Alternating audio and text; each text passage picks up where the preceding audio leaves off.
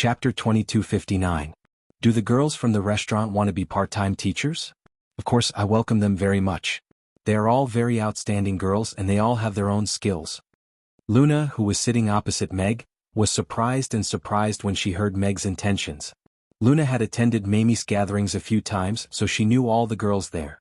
Barbara said she wants to be a space magic teacher, but she can only teach 2 classes a week. Oh, she's an 8th-level space magician. Gina said she wants to be a music teacher.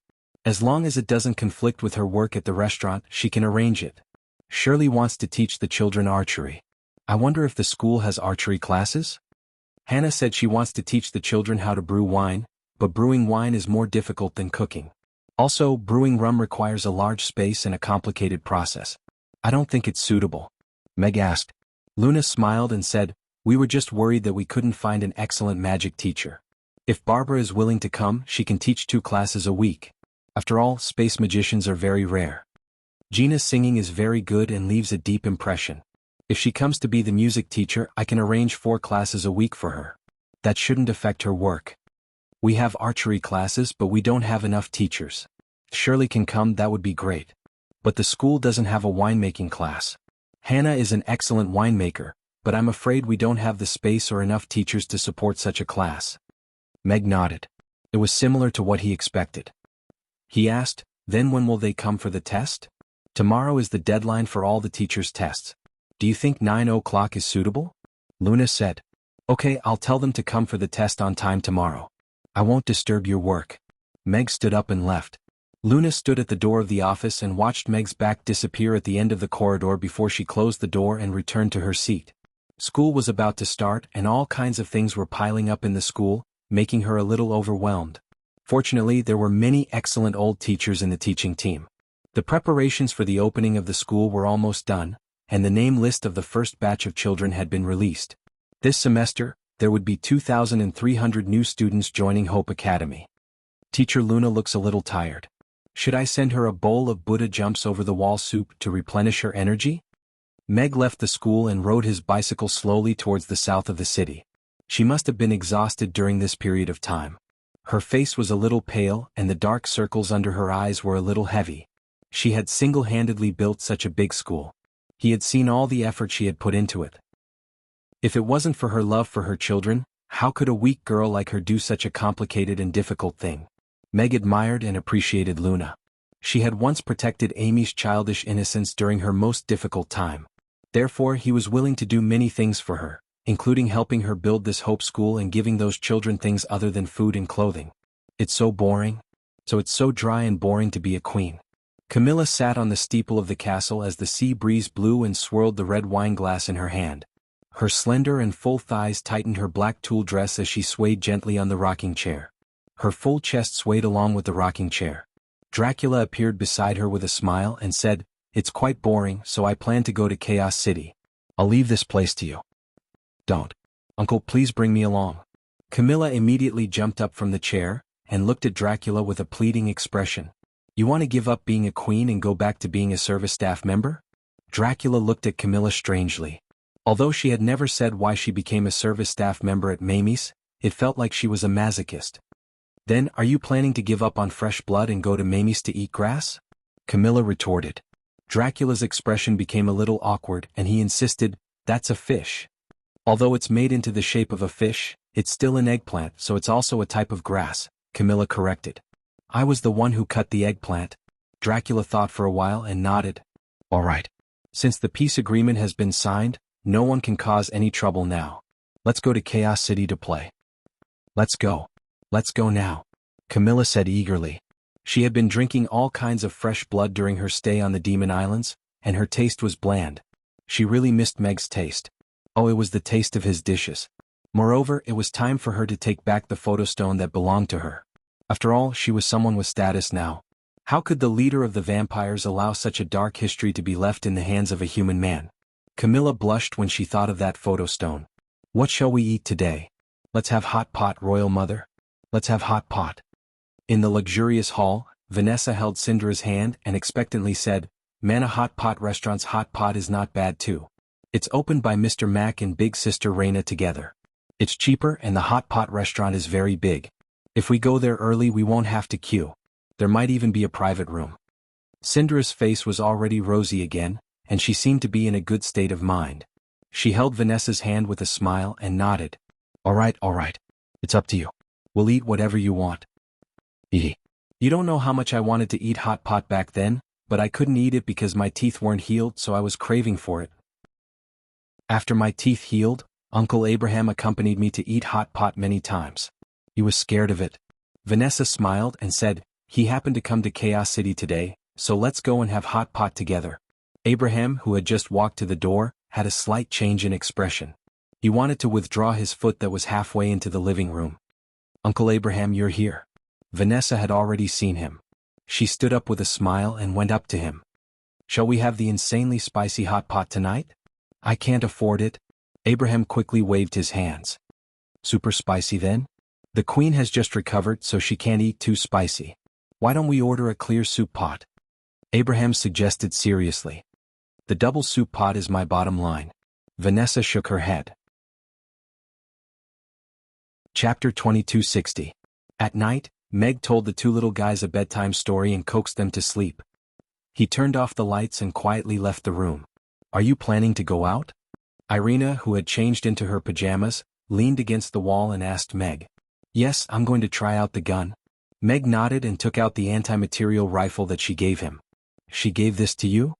Irina looked at the anti-material rifle in Meg's hand and frowned. She realized that things were not as simple as they seemed. She scrutinized Meg from head to toe. How did you convince her? I'll tell you the truth. I really didn't sleep. Meg raised his hand to refuse. I exchanged it with a lifetime red braised pork voucher and an extra dish. You're going to make her red braised pork for the rest of her life? You haven't even made this kind of promise to me. Irina pouted. Meg, this deal was one of Meg's proudest deals so far. A long-range, highly lethal anti-material rifle that he exchanged for red braised pork. If it were someone else, they would not be able to exchange for a train of red braised pork. Of course, this was not what a woman wanted to hear. You'll get tired of red braised pork eventually, but I'll make you anything you want to eat in this life. Meg put away the anti-material rifle and stepped forward. He looked at Irina with a gentle gaze. That's too greasy. Go. Irina waved her hand in disdain and turned to walk towards the room. She could not hide the smile on her face. I'll go out for a while. You sleep early, Meg said. He took out a mask and put it on before going out through the window. He had changed his outfit today and was not showing up as Alex. He wore a simple black combat suit that somewhat imitated She's combat suit. However, it was a system product, so it could only provide enough warmth. With the anti-material rifle, Meg wandered the streets and alleys of Chaos City. It was already late at night and there were very few people on the streets. Occasionally there would be a drunkard walking unsteadily. In the past few months, the Gentlemen's League had developed rapidly and became the largest mercenary organization in Chaos City. Thanks to the gentlemen's passion for the rankings, Chaos City's security had improved tremendously in just a few months. It could even be said that no one locked their doors at night, and no one picked up any stolen goods on the streets. Furthermore, Chaos City was also known as the city that criminals were least willing to target. After all, the number of gentlemen waiting to hunt at night far exceeded the number of fellows who still dared to commit crimes. Meg walked around. Other than witnessing a drunken demon trying to strike up a conversation with an auntie by the roadside and being beaten up by a group of gentlemen, he did not encounter a single bad guy. Is this the power of a gentleman? Not bad, not bad. Meg hugged the anti-material rifle and leaned against a big tree. He looked at the few gentlemen who were chatting around the fire in the corner of the alley. They were the ones who protected the peace of this area and deterred the rascals from doing despicable things. The gentlemen were talking about the recent market situation of the South City Bath Center. Which succubus lady was good at cooking, which motorcycle, and how to act as if it was not their first time here. Meg listened for a while and resisted the urge to join in the discussion. He turned and left Chaos City directly. After leaving the city, Meg summoned Aziz and went straight into the Magic Beast Mountains. He had heard from the customers who came to eat in the restaurant that some ferocious magical beasts had appeared in the Magic Beast Mountains recently. A few mercenary groups that had gone into the mountains to pick herbs were wiped out, including some 7th or 8th tier mercenaries. After not finding a suitable target in Chaos City, Meg set his sights on the magical beasts in the Magic Beast Mountains. Meg did not have much pity for those ferocious magical beasts. He just took it as getting rid of some dangerous elements for the mercenary groups. In the Magic Beast Mountains at night, the roars of the magical beasts could be heard from time to time. It was as if a bloodthirsty magical beast had been awakened. The Magic Beast Mountains were extremely deadly to the mercenaries now. The magical beasts left their lairs and began to hunt in the mountains, becoming active and irritable. Other than the experienced and powerful mercenary groups, ordinary mercenary groups would choose to leave the Magic Beast Mountains before sunset and return to Chaos City. If they were unlucky and lost their way in the Magic Beast Mountains, and did not manage to leave before nightfall, their roles would be reversed instantly. They would turn from hunters to prey. The Rose mercenary group was a little unlucky today. They had accepted a herb-picking mission. They only needed to find the herbs in the outskirts of the mountains to complete the mission, but they had unexpectedly encountered a 4th-tier ironback wild bull. They had used all their trump cards, and all of them were injured before they could barely escape from that 4th-tier magical beast. But they had unknowingly entered the depths of the Magic Beast Mountains. And because they were in a panic, they had lost their way. After circling around for a few hours, they still could not walk out of the Magic Beast Mountains. "Captain, there are thorns and poisonous thorns in front. We can't go through them." Monkey jumped down from a tree and looked at Chi-Will with a dejected expression. He was a little limp and his pants were stained with blood. "I've also checked this area. There are no traces of mercenary activity during this period.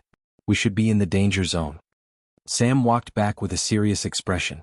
The Rose mercenary group heard that and their expressions turned ugly. In the Magic Beast Mountains, the danger zone meant death. Staying in the danger zone at night, they could almost imagine their own ending. The Rose mercenary group was just a small mercenary group, and their captain, Chi-Will, was only 3rd tier. In order to escape from that ironback wild bull, Chi-Will was also injured. 3 of his ribs were broken, and his combat ability was greatly reduced. Even if the 8 of them were in peak condition, they had no confidence that they could survive a night in the danger zone. Now, any random leveled for magical beast would be enough to wipe them out. In the depths of the Magic Beast Mountains, magical beasts of 5th tier and above could be seen everywhere. Chi-Will clutched his chest and said as calmly as possible, "Search formation. We will retreat to that cave and guard the entrance. We will leave when the sun rises." As the captain, she had to be calm and make the right decision. Running around in the dark in the Magic Beast Mountains was tantamount to suicide. Everyone agreed and prepared to take action. Roar. Just then a tiger's roar came from the dense forest. The sound waves swept through the trees, and the Rose mercenary group's ears were ringing.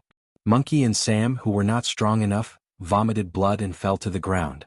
Thick trees were knocked down and sent flying. A huge white tiger that was 5 meters tall and 10 meters long appeared in front of the Rose mercenary group. Its pair of golden eyes were like 2 bright lights, looking down at everyone. "A 7th-tier golden-eyed white tiger," Dennis shouted, his face pale. Chapter 2261. Oh? Meg heard the tiger's roar and locked onto its position. He raised his sniper rifle and quickly found the target through the night vision scope. The golden-eyed white tiger was huge. Its color was eye-catching in the dark. Its eyes were as bright as a beacon. Of course, this was also because of the high quality of the scope. It was 15 kilometers away. After locking onto the target, the lens automatically focused. The image was extremely clear. Then he saw a woman as sexy and wild as a cheetah. She wore red and black leather armor and had long, slender legs. There was also that familiar boomerang. "Isn't that Chi-Will? Why are they here?" Meg was surprised. The giant tiger suddenly jumped out. Its terrifying aura made everyone in the Rose mercenary group breathless. They couldn't even move an inch. Dennis's exclamation made everyone's heart sink to the bottom of the valley. The golden-eyed white tiger was a level 7 magical beast. It was one of the most ferocious magical beasts in the Magical Beast Mountains. It was very territorial and aggressive towards mercenary groups. Mercenaries who entered the mountains would most likely die if they encountered a level 7 golden-eyed white tiger. Furthermore, the golden-eyed white tiger was extremely powerful.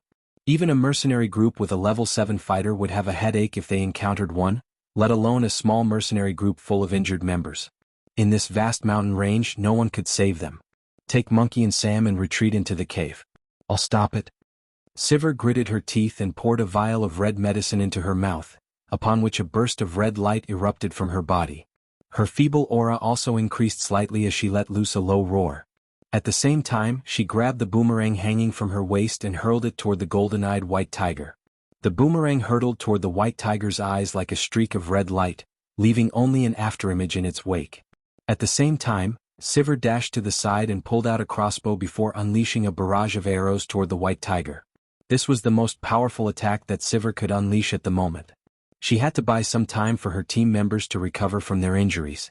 Sivir's decisiveness made the members of the Rose mercenary group feel a bit of hope. Go? Dennis grabbed Sam and slung him over his shoulder. Then he strode toward the cliff in the distance. Skull picked up Monkey, turned around and ran towards the cliff. You guys go first. I'll stay behind with the commander. Scott held his sword with both hands and charged toward the golden-eyed white tiger. The golden-eyed white tiger looked at the boomerang and its golden eyes lit up with a dazzling golden light. When the boomerang was right in front of its eyes, it turned into nothingness in the golden light, as if it had never appeared. As for Chiwill's arrows, when they landed on the white tiger's body, they couldn't even penetrate its fur. They didn't leave a single mark on its body. Chiwill's heart ached when he saw his boomerang being melted in an instant. He couldn't hide the fear in his heart. The effect of the berserk potion only lasted for 3 minutes, but even if she regained the strength of a peak level 4, she still felt suffocated when facing a level 7 magical beast. But she had no choice. She looked back at the mercenaries who were running for their lives. She threw out her backup boomerang and rushed into the dense forest. She had to lure the magical beast away to buy more time for the mercenaries. This was the only thing she could do now. But as soon as she moved, the golden-eyed white tiger swung its claws and snapped a meter-thick tree in half.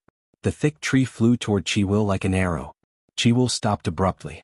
The tree quickly enlarged in her eyes. She didn't try to dodge or resist. It was pointless. She didn't feel much fear in the face of death. She just felt that she had let down the mercenaries' trust in her and failed to bring them back safely. Commander. Dennis and the others stopped in their tracks and looked on as the giant log flew toward Sivir, and all of them cried out in despair. Scott's longsword glowed red and slashed at the tree. But the golden-eyed white tiger raised its paw and smashed the longsword into pieces. The golden-eyed white tiger's eyes showed a hint of mockery and disdain, as if it was looking down on a group of ants. A group of weaklings dared to behave atrociously in its territory. Just then, a ray of light lit up the sky and pierced through the tree trunk in front of Chiwill. The thick and solid tree trunk was instantly shattered into fragments that filled the sky. It was directly penetrated. The golden-eyed white tiger suddenly let out a shrill and fearful roar. It raised its thick and sharp claws and slapped in front of it. At the same time, it tried to turn around and escape. However, the speed of the white light was simply too fast. The millstone-like palm instantly exploded into minced meat, and then directly pierced through its head. The powerful force sent the golden-eyed white tiger flying backward and crashing to the ground.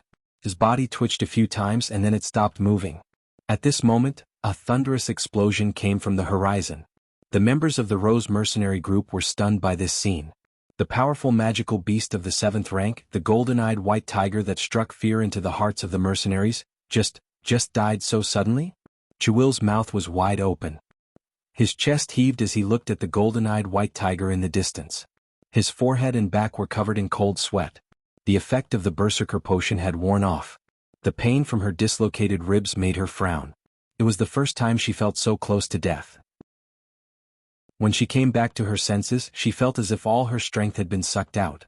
She sat weakly on the ground. Thank you for saving us, Senior. Chiwill said in a loud voice. To be able to kill the golden-eyed white tiger in one hit, there must be a master nearby. Everyone in the Rose mercenary group also came back to their senses. They were glad to have escaped from the tiger's mouth. They quickly half-knelt and said gratefully, "Thank you for saving us, Master." Silence, silence, silence. After a long time, the forest was still silent. Chiwill and the others looked at each other. They had no choice but to help each other get up. The master who killed the golden-eyed white tiger did not appear. It was as if he was never there. If not for the golden-eyed white tiger's body lying on the ground, they would have thought that they were hallucinating. Leader, why didn't the master appear? Dennis asked in a trembling voice. Chiwill was also confused. She leaned weakly against a tree trunk. Her injuries were serious. She had run out of medicine. She did not know if she could survive the night. Just as everyone was feeling uneasy, a pair of giant wings covered the sky. A low voice came from above. What are you doing here with your strength? Aren't you afraid of losing your life? Chapter 2262. Everyone in the Rose mercenary group looked up and saw a 100-meter-long gigantic winged beast in the sky. On the back of the purple-striped griffin stood a man in black. A name flashed through everyone's mind. Their faces were filled with shock and joy. Meg looked at the wounded members of the Rose mercenary group.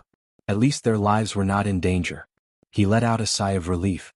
Speaking of which, he had fought alongside the Rose mercenary group before. He had a good impression of Chi-Will, the leader who liked to wear beast skin shorts. Of course, it wasn't because of her long, toned legs. Mag glanced at her full breasts. Oh no, her injured breasts. It seemed that her ribs were broken and there was internal bleeding. The injury was not light. If she was not treated in time, she would not last long. Mag's brows furrowed slightly. He had initially planned to give them directions so that they could leave on their own after daybreak, but judging from Siver's injuries, they would most likely have to leave before the next day. The Rose mercenary group did not have a medic. It was a terrible lineup. Meg did not know any healing spells, but he had some healing potions. Go down, Meg ordered. Azee flapped her wings, and the trees below fell in all directions, revealing a 100-meter-wide clearing. She landed steadily on the ground. Meg jumped off the griffin's back and walked towards Chi-Will. Chi-Will looked at Meg with a slightly excited expression. She supported herself with one hand and struggled to stand up. Her eyes were full of stars. Alex, the legendary godlike man. Although he was wearing a mask, the purple-striped griffin was one of a kind. The terrifying blow that killed the golden-eyed white tiger had left an indelible mark in her heart. Drink this and I'll take you out of here. Meg took out a red potion bottle and threw it at Chi-Will. Chi-Will grabbed the bottle and was stunned for a moment. Then he said gratefully, "Thank you very much for your help." Meg looked at Chi-Will, who was trying to bend his body, and said coldly, "If you don't want the bone to pierce your organs, you better not move."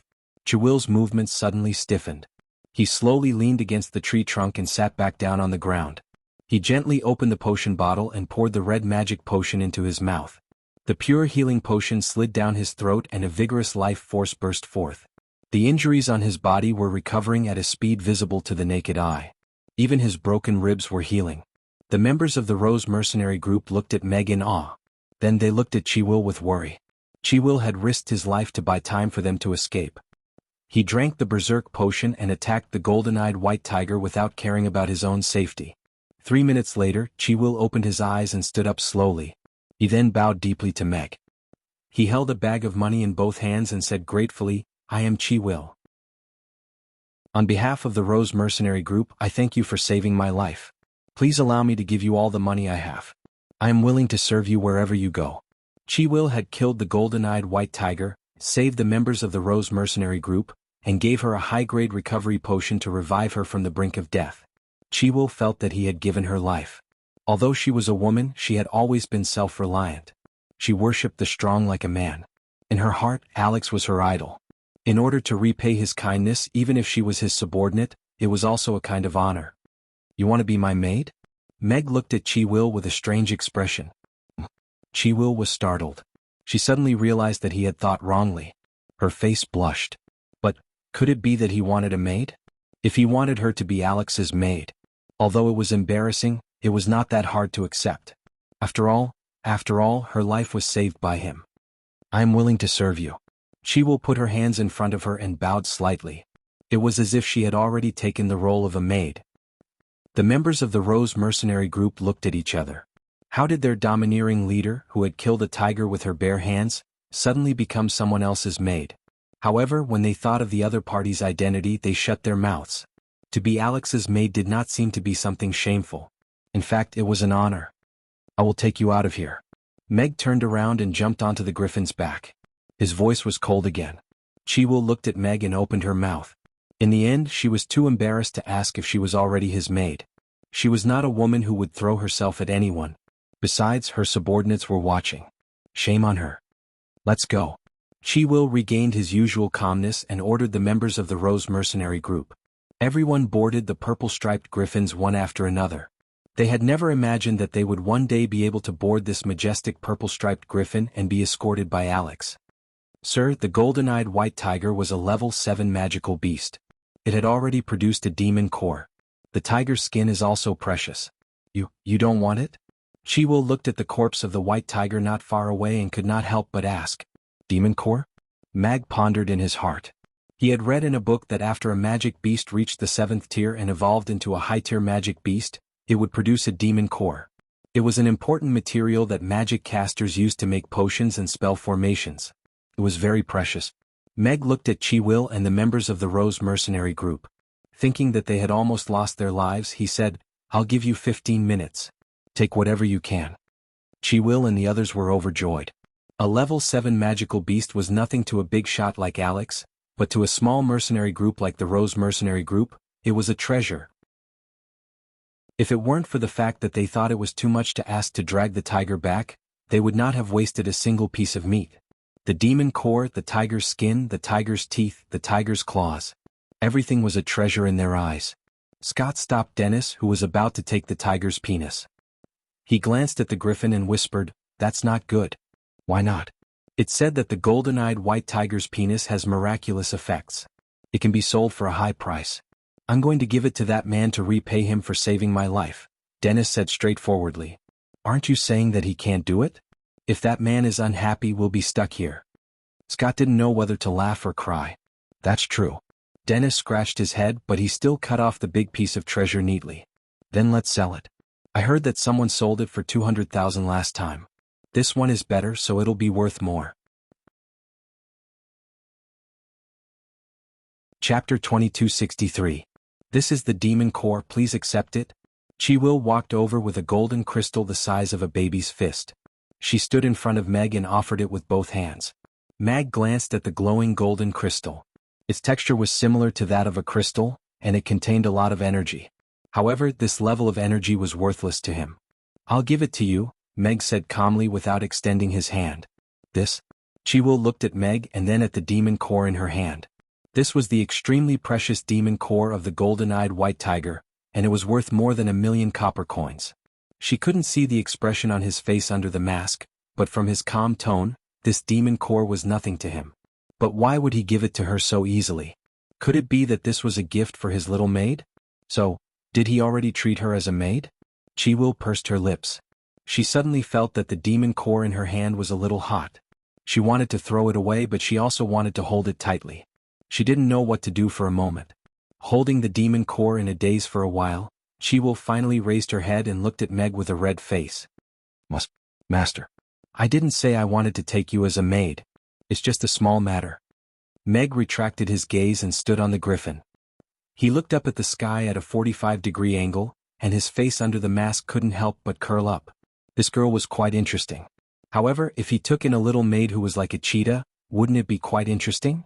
Chi-Will looked at Meg and her face flashed with astonishment, disappointment, joy, sadness and disappointment. Then, her face suddenly turned red, and she was so embarrassed that she wanted to find a hole to hide in. This was too embarrassing. She already considered herself a maid, but he didn't even think of taking her as a maid. It was fine if he gave her for free, but she was actually rejected. The only thing that comforted her was that her subordinates were busy dealing with the white tiger's corpse. They probably didn't hear her call him master, nor did they hear his words. The cold night wind blew in the forest, but when it blew on Chi-Will's face, it felt a little hot. Everyone quickly finished dismembering the tiger. Tiger skin, tiger teeth, tiger claws, nothing valuable was left behind. What a pity. This body of flesh and bones should be able to sell for a lot of money, Dennis muttered in a regretful manner. "Let's go." Meg patted the purple-striped griffin lightly, and the griffin rose into the air and flew towards Chaos City. In the blink of an eye, they were out of the mountain range of magic beasts that Chi-Will and the others had thought were a moat. Along the way, Chi-Will covered his face and squatted in a corner. Her injuries were almost healed, but her ribs would be completely healed after a period of rest. But her heart was hurt. It would probably take a long time for it to heal. She glanced at the figure sitting at the front, her eyes filled with resentment. Was she really that bad? I'm not even qualified to be a maid? Why do I still want to be his maid? Chi-Will frowned, feeling that something was wrong with her. The purple-striped griffin stopped in front of the city gate. Chi-Will came back to her senses and got off the griffin with the rest. She bowed to Meg gratefully and said, "Thank you for saving our lives. If you need anything, the Rose Mercenary Squad will be at your disposal." "I'll remember that," Meg replied nonchalantly before the purple-striped griffin disappeared into the horizon. Everyone looked at the sky enviously, and only retracted their gazes after a long time. Stepping on the firm ground at the city gate, everyone looked at each other and then cheered in relief. Death had been so close to them. If not for Alex's sudden appearance, they would have become the golden-eyed white tiger's dinner. But now, not only did they all return to Chaos City, but they also obtained the golden-eyed white tiger's most precious materials. We're rich. We're really rich this time. Yeah, just this white tiger skin alone can easily sell for 500,000 copper coins. The tiger teeth and claws are also high-quality materials for refining weapons. They can also be sold for a high price. This tiger penis is also very expensive. When I go to Wang tomorrow, I'll definitely sell it for a high price. Everyone in the Rose mercenary squad counted their spoils of war, and their faces were filled with joy. This was more than what they had earned in a year. In the mercenary industry, the coexistence of risk and reward was an unchanging principle. A small mercenary squad like theirs usually did some small missions in the outskirts of the Magic Beast mountain range. Chiwil held the demon core absent-mindedly. After a while, he came back to his senses and said, "There's one more demon core. Captain, this demon core is a gift from Lord Alex. You can keep it for yourself." Monkey was already awake. He leaned against Skull and shook his head with a smile. "Yeah, if it weren't for you, Captain, we wouldn't have survived until Lord Alex appeared. We can't take this demon core." Everyone agreed, and they weren't tempted by the high price of the demon core. Chiwil looked at everyone and was silent for a while. He nodded and accepted the demon core and said, "Then I won't participate in the profits from selling the other items." This small episode only cost Meg 20 minutes. He was very willing to help with this kind of trivial matter. Moreover, it was someone he knew. Killing a level 7 magical beast with one shot from 15 kilometers away, Meg had a deeper understanding of the power of this anti-material sniper rifle. Meg switched the anti-material sniper rifle to silencer mode, and tried a few more shots in the Magic Beast mountain range. There were also some small mercenary squads like the Rose mercenary squad that carelessly stayed in the mountain range. Meg helped them solve some of their problems. However, for these mercenary teams that he didn't know, Meg only gave them directions to leave and left right away. In the end, Meg found a level 10 striped soul leopard. He locked on to its aura, aimed through the scope and pressed the trigger from 30 kilometers away. The bullet was fired silently. The sharp bullet pierced through the air, creating ripples in the air as it flew toward the striped soul leopard. But the soul leopard seemed to have sensed it. Its charging figure suddenly stopped, and it turned into a shadow and jumped to the side. The bullet flew past its body and shattered the boulder behind where it was originally standing. Sure enough, a level 10 magical beast isn't that easy to kill? Meg raised his hand and fired 2 more shots. The soul leopard turned into 3 shadows and ran in different directions. The bullets hit 2 of the shadows but they missed. And the soul leopard also fled into the depths of the mountain range and disappeared without a trace. Meg didn't continue to chase. He didn't have the intention to kill the soul leopard. He just wanted to test his gun. A level 10 magical beast's spiritual sense was very sensitive to danger. This required a person with a gun to have a more accurate prediction. I still need to practice more. Meg put away his gun and let Aziz return to the restaurant. Chapter 2264. Today's live ammunition practice gave Meg a deeper understanding of this anti-material sniper rifle. First of all, in terms of lethality, this anti-material sniper rifle could kill a level 10 giant dragon if it hit a fatal spot within a range of 10 kilometers. Of course, most level 10 powerhouses had sharp senses. After their auras were locked on, most of them would feel something and would not be killed so easily. The effective lethality range of level 7 and above was 30 kilometers. Beyond that, the power would decrease significantly. Secondly, the highly technological scope could automatically measure and calculate the environment, replacing the job of an observer and making individual combat easier and more efficient. However, your target was a living creature and most of them were powerhouses. Therefore, an excellent sniper had to learn how to make predictions so that your bullet could accurately explode the target's head after traveling dozens of kilometers. Relying on his strong mental strength and combat experience, Meg's prediction ability was better than most people's. However, this required high-intensity practice. The accumulated experience could not be made up in a day or two. He still needed more practice. For a half-native like Meg, the most profound feeling this gun gave him was that times had changed. This was an anti-material sniper rifle that could kill a level 10 powerhouse. An ordinary human could rely on the stand to find a suitable sniping position and rely on the scope to find the target. Then he could pull the trigger and complete the kill. Moreover, using one's eyes to find the target without using the aura to lock on was even more difficult to guard against. 30 kilometers was already beyond the alert range of the Rodu Palace. The underground city is really exciting. Meg landed lightly on the balcony and stared at the ground. He wondered what the world beneath the ground was like. Cyberpunk? Or utopia? Although she looked like an emotionless robot, her obsession with red braised pork revealed some of her humanity. The possibility of her being a hypocrite was higher. Moreover, she did not seem to have any mechanical prosthetics visible to the naked eye, nor did she show any obvious extreme thoughts. Overall, she could still communicate normally. Apart from this gun, what was the underground city like? This made Meg even more curious. After taking a shower, Meg did not rush back to his room to rest. Instead, he went to the study to write a draft. In his previous life, he was a self-proclaimed amateur food critic. He believed that his standards were above most so-called gourmets who only knew how to use words. But now that he thought about those words, he couldn't help but have the urge to go back and beat himself to death. The words he had said back then had now become his retribution. After giving up his sharp-tongued comments that he was good at, Meg had now become a gourmet teacher. How to make the expression of words lively, interesting, and easy to understand so that readers would want to try it themselves when they read the words, buy the ingredients, cook the food themselves and make a meal. It was much easier than just dissing. After finishing the draft, Meg read through it a few times and corrected a few details and typos. Then he copied it down by hand and considered it finished. Putting down the pen, Meg looked out of the window. The sky had already turned white, and the morning sun had dyed half the sky red. It was a new day. He put away the draft. This was the column draft that he had ordered for 10 magazines 2 days ago. This time he planned to teach everyone how to cook red braised pork.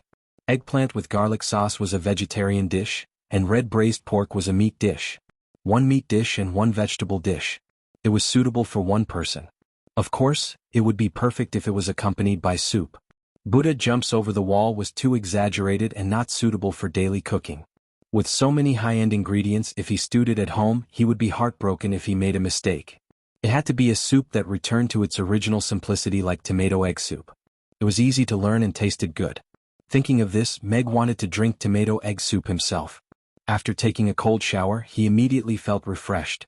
After changing into his chef's uniform, Meg went downstairs to prepare breakfast.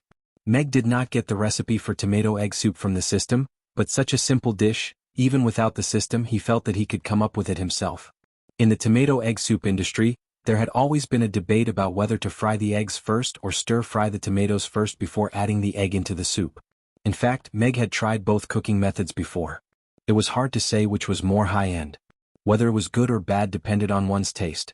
After frying the eggs with lard, they were used to cook the soup. The taste of the soup would be more prominent and delicious, and the soup would also be thicker. Before turning off the heat, the egg was poured into the boiling soup and let the egg drop into egg florets. Then, a bowl of smooth and tender egg soup would be obtained. It had an excellent texture and was sweet and sour. Only the children could make a choice. Meg made 1 serving of each of the 2 types of tomato egg soup. At the breakfast table, everyone looked at the 2 big bowls of egg soup in the middle of the table and was a little confused. "Father, is this a new dish?" Amy looked at Meg and asked. Everyone else also looked at Meg. "Yes, it was an idea that suddenly popped up this morning. This is the first time I tried it. I used 2 different methods. Everyone try it?" Meg nodded. The birth of every new dish required a brave warrior to be the taster and give their precious suggestions. "The color looks very beautiful. It should be very delicious. I want the one that looks like a flower." Amy pointed at the egg soup and said, "Okay, I'll get a bowl for you." Meg scooped a bowl of egg soup for Amy. The egg florets were evenly dotted in the soup, and it did look better than the fried egg soup. "I think this bowl smells better. I want to try this bowl." Mia picked up the spoon and scooped a bowl of tomato egg soup for herself. Everyone made their choice one after another, and the 2 bowls of soup were quickly divided. Huff, huff, Amy blew on the spoon and then put the soup into her mouth. The sweet and sour taste immediately spread in her mouth, making her eyes light up. The smooth and tender egg florets in her mouth and slid down her throat, leaving only a faint fragrance. "It's so delicious," Amy said as she leaned in front of the bowl and drank spoonful after spoonful. She looked like she was enjoying it and it made people feel hungry. Mia held the bowl and blew on it gently before taking a sip. The rich fragrance of the egg spread in her mouth. The meaty taste of the lard and the fried egg complemented each other. Paired with the sweet and sour tomato, it instantly awakened her taste buds that had been dormant for the night. It was a delicacy that was hard to resist. The salt taste was just right. Even in the morning, it was very comfortable to drink. The soup with the fried egg is also delicious. I didn't know that egg soup could be made like this. Mia was only willing to put down the bowl after drinking half of it. Phyllis looked at Meg with admiration. A small egg in Meg's hands could always turn something rotten into something amazing and amazing. Chapter 2265. It's delicious. I want another bowl. I suddenly want to try another flavor. The 2 egg soups were well received by everyone. Meg had expected this, but he was still quite happy. Under everyone's warm invitation, Meg rejected their request to make another bowl. Breakfast is more than a bowl of soup, and this is my first time trying it. I'll make tomato egg soup for everyone after I'm satisfied with it, Meg said with a smile. Boss, I can help you taste the dishes these few days. I have a huge appetite, Mia said with a wink. Meg glanced at her and nodded with a smile. After the morning service, Meg received a message from She. Tomorrow night, barbecue for 2. Okay, 10 p.m. at my restaurant. Meg replied to her message. A smile appeared on Meg's face as he put down the communication device. Other than She, he would be meeting the second person from the underground city. Actually, it was not his first time meeting her. It was the mecha pilot on the ice field who used a battleship to self-destruct on Cthulhu. However, Meg still admired her fearless spirit. Come to think of it, she should be a tough guy who fits this fighting style. His wine was ready. Even if she was professionally trained, she should at least reveal something after drinking a few bottles of Mautai, right? He gave up on She. This woman was too stubborn. The underground city was too interesting and he was eager to know more about it. As for choosing the restaurant instead of hiding it, it was his little trick. If he came into contact with She and her companions as Alex, as the strongest person on the Norland continent, the other party would definitely be very wary of him. This was not conducive to deep communication, let alone prying open their mouths. Therefore, he chose the restaurant as the location and accompanied it with barbecue and good wine. Once the comfort level was up, the wariness level was down. At this time, he could casually talk about his daily life and tell his own anecdotes, and he could basically get some useful information. Although he had never been involved in business, perhaps this was his natural business genes. Whether it was to become a god or to experience the high-tech world, Meg wanted to visit the underground city. The key to this door was in She's hands. Of course, he could also find some side doors. But before he really took action, he still wanted to know more about that unknown world. For example, if he was caught sneaking into the underground city, what kind of punishment would he face? Lantist was forced to successfully smuggle in as a whole, and had already become a part of the underground city. However, he didn't know what would happen to private individuals. Of course, this was the worst-case scenario. Judging from She's previous attitude, it was almost impossible for people from the Norland continent to enter the underground city through normal channels. Sherlock and Irina weren't killed or had their memories erased because they had a good working relationship. Sherlock had the ability to negotiate with the dungeon. He spent 5 million copper coins in the system to set up a surveillance system for all parts of the Norland continent. Currently, he had found a few mysterious space nodes that might be connected to the underground city. He planned to explore them when he was free. Good luck, ladies. Meg bade farewell to the ladies who were going to take the test for Hope School. Boss, did you really not suggest to the principal to add a charm training academy? Angela asked Meg as she stood at the door. Meg looked at Angela, whose body was slightly tilted to reveal her beautiful curves. Her seductive eyes were like silk as she constantly released her charm. He shook his head helplessly. It's not the time to develop a socialite training class yet. The market is not enough now. Angela blinked. She didn't understand Meg's words. I heard you recently set up a succubus mutual aid association? You directly raised the price of massages in the entire Chaos City? You've caused a lot of resentment among the gentlemen. Meg changed the topic. The economy has been developing for 100 years, and we're about to welcome the next 100 years. Those men still want to use the prices from 100 years ago to enjoy the variety of services from 100 years later. Isn't that wishful thinking? Angela said matter-of-factly. Meg thought for a while and actually couldn't rebut. What kind of variety? Meg asked curiously. Angela looked at Meg, and her gaze suddenly became a little sinister. She slowly inched forward and whispered in his ear, Boss, if you want to try, I can teach you. This woman was indeed a fatal temptation to men. She had unleashed her racial talent to the extreme, and was naturally seductive. Come on, don't pity me. Meg said seriously, I'm not that kind of person. I'm just curious about new things. Angela took half a step back and pursed her lips. Ah, men are all like that. One thing on the surface, another thing in bed. You sound like you know men very well? However, you haven't touched a man before, right? Meg scrutinized Angela. As a veteran who had been on the battlefield for a long time, he could tell at a glance whether a woman was being flirtatious or not. This could prevent him from having a lush field on his head. Angela blushed and her eyes flickered a little. She embarrassedly said, Who said that?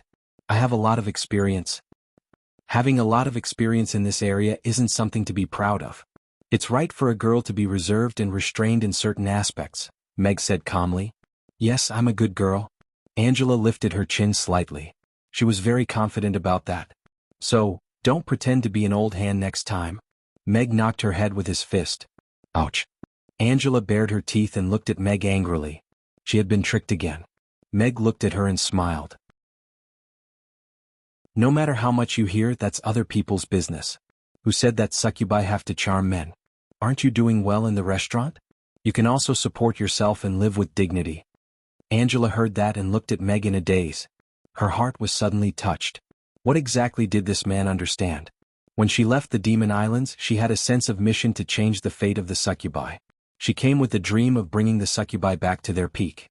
Perhaps no one would care about the little dream of a succubi, and no one would think that the succubi whose reputation had fallen to rock bottom could make a comeback. However, she became a waitress at Amy's and worked here for a few months, successfully supporting herself. She didn't have to please men or charm anyone. She worked hard, completed her tasks, and lived with dignity. This was the life she wanted to let the other clansmen live. She wanted them to see that succubi could live the lives of other races. Chapter 2266. Meg and Angela had a rather philosophical discussion about the birth and development of the succubi, and the image of the succubi as an inferior race that was deeply ingrained in the minds of all the races. Because of Angela, Meg had actually read up on a lot of information related to the succubi, and had some understanding of how this race had turned out. The succubi had once been glorious, but because of the cruelty of the racial war, they were almost wiped out. Even though the racial war had ended 100 years ago, there were less than 10,000 succubi left on the Norland continent now. Almost half of them lived in Chaos City. Only in this relatively equal city could the succubi gain a certain level of dignity and respect, and not have to worry about being imprisoned as a plaything. The succubi had already lost their ambition, and even consciously forgot about their own race. When the succubi gathered together, other than increasing the number of strange looks or attracting greater danger, it couldn't change anything. This was also the reason why Angela had only managed to create a loose-price alliance that was relatively beneficial to the succubi in the few months she had been in Chaos City. To the succubi who were engaged in manual labor, this was something that could directly improve their quality of life, so they had a certain level of enthusiasm to participate. But as long as Angela mentioned changing their lives, changing their fate, and looking forward, they would put on a perfunctory attitude again. It was hard to say that this was a racial inferiority. After all, the succubi were once a race that was as famous as the elves for being seductive, but not demonic and full of spirituality. They can walk out of that quagmire and live with dignity as long as they make changes. Why are they unwilling? Angela said with a frown, expressing her heartache at the degeneration of her race. Have you ever thought about it? You're only telling them what to do, but you're not letting them see that they can really live a completely different life from now. Their lives will become better, and they will be able to receive more praise and respect. Mag shook his head. He paused for a moment and continued, You're just telling them what to do. In the past 100 years, some of them must have tried, but maybe they hit a wall, or maybe they realized that the quagmire they walked out of was just a path to a deeper quagmire, so they chose to give up and maintain the status quo. In this world, I'm sure you understand the prejudice of the succubi more than I do. Angela pondered after hearing that. After a moment of silence, she looked up at Mag and said, Then what should I do? They've heard a lot of words to persuade people to turn over a new leaf. Almost every man will have a long speech after they're done, and it's more organized and logical than yours. Instead of letting them do this and that, why don't you show them what a succubus can do after leaving those pink houses? If we can't change the world's prejudice against succubi, it will be very difficult for them to walk out of those pink houses and start a normal life, Meg said calmly. It sounds like you have a lot of experience too. Angela had a strange expression on her face. Meg said seriously, I never go to that kind of place. I'm already a waitress now and I've tried to explain myself, but they're still indifferent, Angela said helplessly. People who are used to making quick money don't want to sell their physical strength for such a meager salary. Meg shook his head. Besides, other than Amy's, you won't be able to find many restaurants that hire succubi waitresses. Angela stared at Meg and asked, Then, what else do you think I can do? Why don't you go to the sea and film? Huh? Meg looked at Angela, whose cherry lips were slightly agape and had a confused expression, and explained, It's not the kind of film you're thinking of. Then what's going to the sea to film? Angela asked. I've been thinking about a problem recently. How can I spread delicacies more widely so that I can change the food structure of the various races on the Norland continent so that more people can taste delicious food? So, other than writing a magazine column, I plan to invest in a movie. Movie? What's that? A movie is a visual and auditory art. I plan to use a photostone to film a story, and then use the technology of advertising projection to broadcast it. Of course, there will be a fee to watch it, Meg explained simply. The idea of filming a movie had actually sprouted in his mind when he was recording the instructional video previously. After all, movies were such a good medium for dissemination, and would definitely shock the audience far more than words and picture books. A simple instructional video would be too boring. Even if he could make it beautiful, the audience would be limited. However, if he could seamlessly incorporate a culinary advertisement into an excellent story, the dissemination would definitely increase greatly, and the number of fans he would gain would naturally increase as well. So, what exactly do I want to do? Angela still had a look of confusion. You want to become an actress, just like a drama actor. Meg gave a simple analogy. I know about drama. Angela understood a little, but she quickly shook her head. But I don't know how to act. No, you have talent. Just the scene of an experienced driver just now has already surpassed most of the popular starlets, Meg said with certainty. Who's the popular starlet? That's not important. Then how should I cooperate with you? Come up and act on your own. Meg rolled his eyes and said, When I'm done writing the script, I'll find you for an audition. Angela nodded. Although she still didn't understand what Meg wanted to do, Angela had an inexplicable sense of trust in him. It was as if there was nothing the boss couldn't do. Perhaps, she could really become a good actress? After Angela left, Meg sat by the floor-to-ceiling window with a glass of water beside his hand. His eyes were glued to the projection screen with great interest. He wasn't a professional when it came to making movies. However, he had a rich movie library on Earth. Kuan Yu, Lord of the Rings, Harry Potter, Master Dragon. Oh, Master Dragon probably wouldn't work. After all, letting a dwarf ride a dragon could easily start a racial war. However, Meg's first thought wasn't those fantasy blockbusters, but a relatively simple but interesting story. First of all, he wanted to make one thing clear. His purpose of making movies was to increase his popularity and at the same time, let more people learn how to cook from him.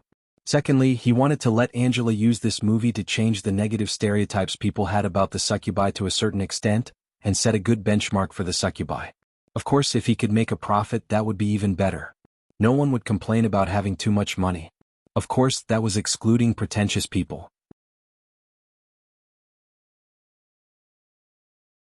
Chapter 2267. A Chinese Ghost Story was undoubtedly an excellent movie. It was a movie that Meg had watched countless times. Of course, China's ancient Xinxia background was rather unfriendly to the Norland continent. This couldn't be changed according to Meg's preferences. If Meg were to copy it, he would probably pounce on him until his mother couldn't recognize him. After all, the people in this world would probably not understand what it meant to borrow the power of heaven and earth. Hence, Meg planned to make some changes. The setting of the story would be changed to the time when the demons invaded. The vixen Ning Shaoqin would become the succubus and Shaoqin, the old demon of the Black Mountain would be the great demon king who was controlled by the demons, and the scholar Ning Kaichen would become the human chef Mai Kaichen. A journey to save the world, a love that transcended species and fate entangled them together. Please look forward to February 12th. He could ride on the wave of popularity of the demons that hadn't subsided yet. He also had the ultimate core of a Chinese ghost story, love and hatred. He could also properly integrate teaching people how to cook into the story. Meg felt that this idea was perfect. Meg got excited as he thought about it. He took out his notebook and started writing. A rough script was done in the morning. Although Meg had watched countless movies, he wasn't a professional scriptwriter. His knowledge of lines was too weak. Even though he copied a lot of lines from a Chinese ghost story, it still made him feel a little awkward. Looks like I have to talk to Vicky when I have time. She's the professional in this aspect. Meg kept his notebook and switched off the projection. He went into the kitchen to prepare for the lunch service. For the next 2 days, Meg was busy polishing the script, fixing the story background, and optimizing the dialogue and plot. As a man of science and technology and a deep participant in the battle of the extreme northern ice field, Meg felt that he had the best grasp of the story background, the structure of the worldview, and the plot. However, the lines and details made him a little anxious. Including how to warm the relationship between the succubus and the little chef, how to make people sympathize and acknowledge her, and even the entire succubus race, made him go bald. Goodbye. Mag stood at the door and watched the girls leave. He closed the door and sent a message to She. The charcoal is burning red and the barbecue is sizzling on the grill. The wild cat next door can't help but climb up the wall because of the delicious smell. When will you guys arrive? I'll be there soon. His communicator vibrated and Meg received a reply from She. As expected, everyone has a weakness. Meg smirked and put away the communicator. There was a stove on the table. The charcoal was indeed red hot, but the meat skewers were still marinated on a plate at the side. There was a transparent glass pot boiling on the stove. The red wine had not yet boiled. Fruits and spices were floating in the wine, and the aroma of the wine had begun to waft out. Spring had just arrived and the snow outside had not completely melted. At this time, it was natural to have a pot of red wine first. Irina brought the 2 kids upstairs to sleep. Meg planned to meet the dungeon duo alone tonight. Phew, so cold. Isn't spring coming soon? Why is the weather still so damn cold? Vicky stood at the entrance of the opera house and stomped her feet. She blew out a breath of hot air to warm her cold hands. The opera troupe had not performed for the past few days. The opera house, which was nearing completion, had yet to be dismantled. The surrounding shops had been rented out and were under renovation, so the lighting was quite dim. Today, she changed into the costume she received from Mr. Hades yesterday. It was a little too extravagant, but she was going to meet her idol, Alex, so she chose this costume. Although that was a man she couldn't get, she still wanted to leave a good impression in his heart. She sent her the message 2 days ago, saying that she was going to have a meeting with Alex. The wording was quite official. Vicky thought it should be a more important and serious occasion. After all, Alex was the most powerful person on the Norland continent. He was above level 10 and even in the dungeon he was close to the top of power. However, she did not understand why the meeting was so late. Maybe Alex is too busy? After all, he's so powerful. There must be a lot of things on the Norland continent for him to deal with, just like my grandpa, Vicky thought to herself. She could not help but think of the figure standing upright on the back of the purple-striped griffin. That sword move stunned her. I'm so nervous. How should I introduce myself later? The leader of the Black Cat Song Troupe? No, I can't expose my identity. It might cause my grandpa to call me back. The granddaughter of the dungeon marshal? No. It sounds like I'm here to flaunt my family background. I'll be easily kidnapped. Vicky was in a dilemma when the bracelet on her wrist flashed. She turned her head and saw the invisible battleship hovering above the opera house. She glanced around and made sure no one was looking in this direction. She turned around and jumped onto the roof of the opera house. She stepped into the battleship that opened up. The battleship put away the spiral ladder and disappeared from the roof of the opera house. Sister She, is there anything important? Why did Alex suddenly want to see us? Vicky entered the cockpit and asked curiously as she looked at She, who was still wearing the red and black combat uniform in the pilot's seat. He was the one who made the request. I don't know his purpose yet. She turned around and glanced at Vicky's gorgeous outfit. Her eyes lit up slightly, but she quickly regained her composure. Did he ask you to call me along? Vicky was pleasantly surprised. Yes. She nodded. This was indeed Meg's request. He can't be. Vicky bit her lower lip and looked a little shy. She did not expect him to still be thinking about her. She looked at her strangely, not knowing why she was shy. However, with her character, she did not ask and just said calmly, "You know the dungeon's confidentiality rules. No matter what he says, you have to keep it a secret." Vicky was a little scared under She's stare and nodded seriously. She knew very well that this young lieutenant colonel, who was admired by her grandfather, was known for being a stickler for discipline. This was also the reason why she was chosen as an observer. Along the way, Vicky and She chatted about the recent anecdotes in Rodu.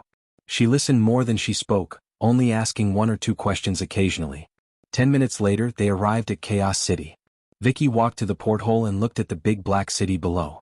She smiled and said, "I came to Chaos City last year and stayed here for half a month. I heard that there's a famous restaurant called Amy's here. The boss, Meg, cooks so well that even my neighbor, Mr. Hades, learned to cook from him and is quite good at it. I didn't expect Alex to be here too." She looked at her and thought for a while. The three people she mentioned seemed to be the same person. The Trinity?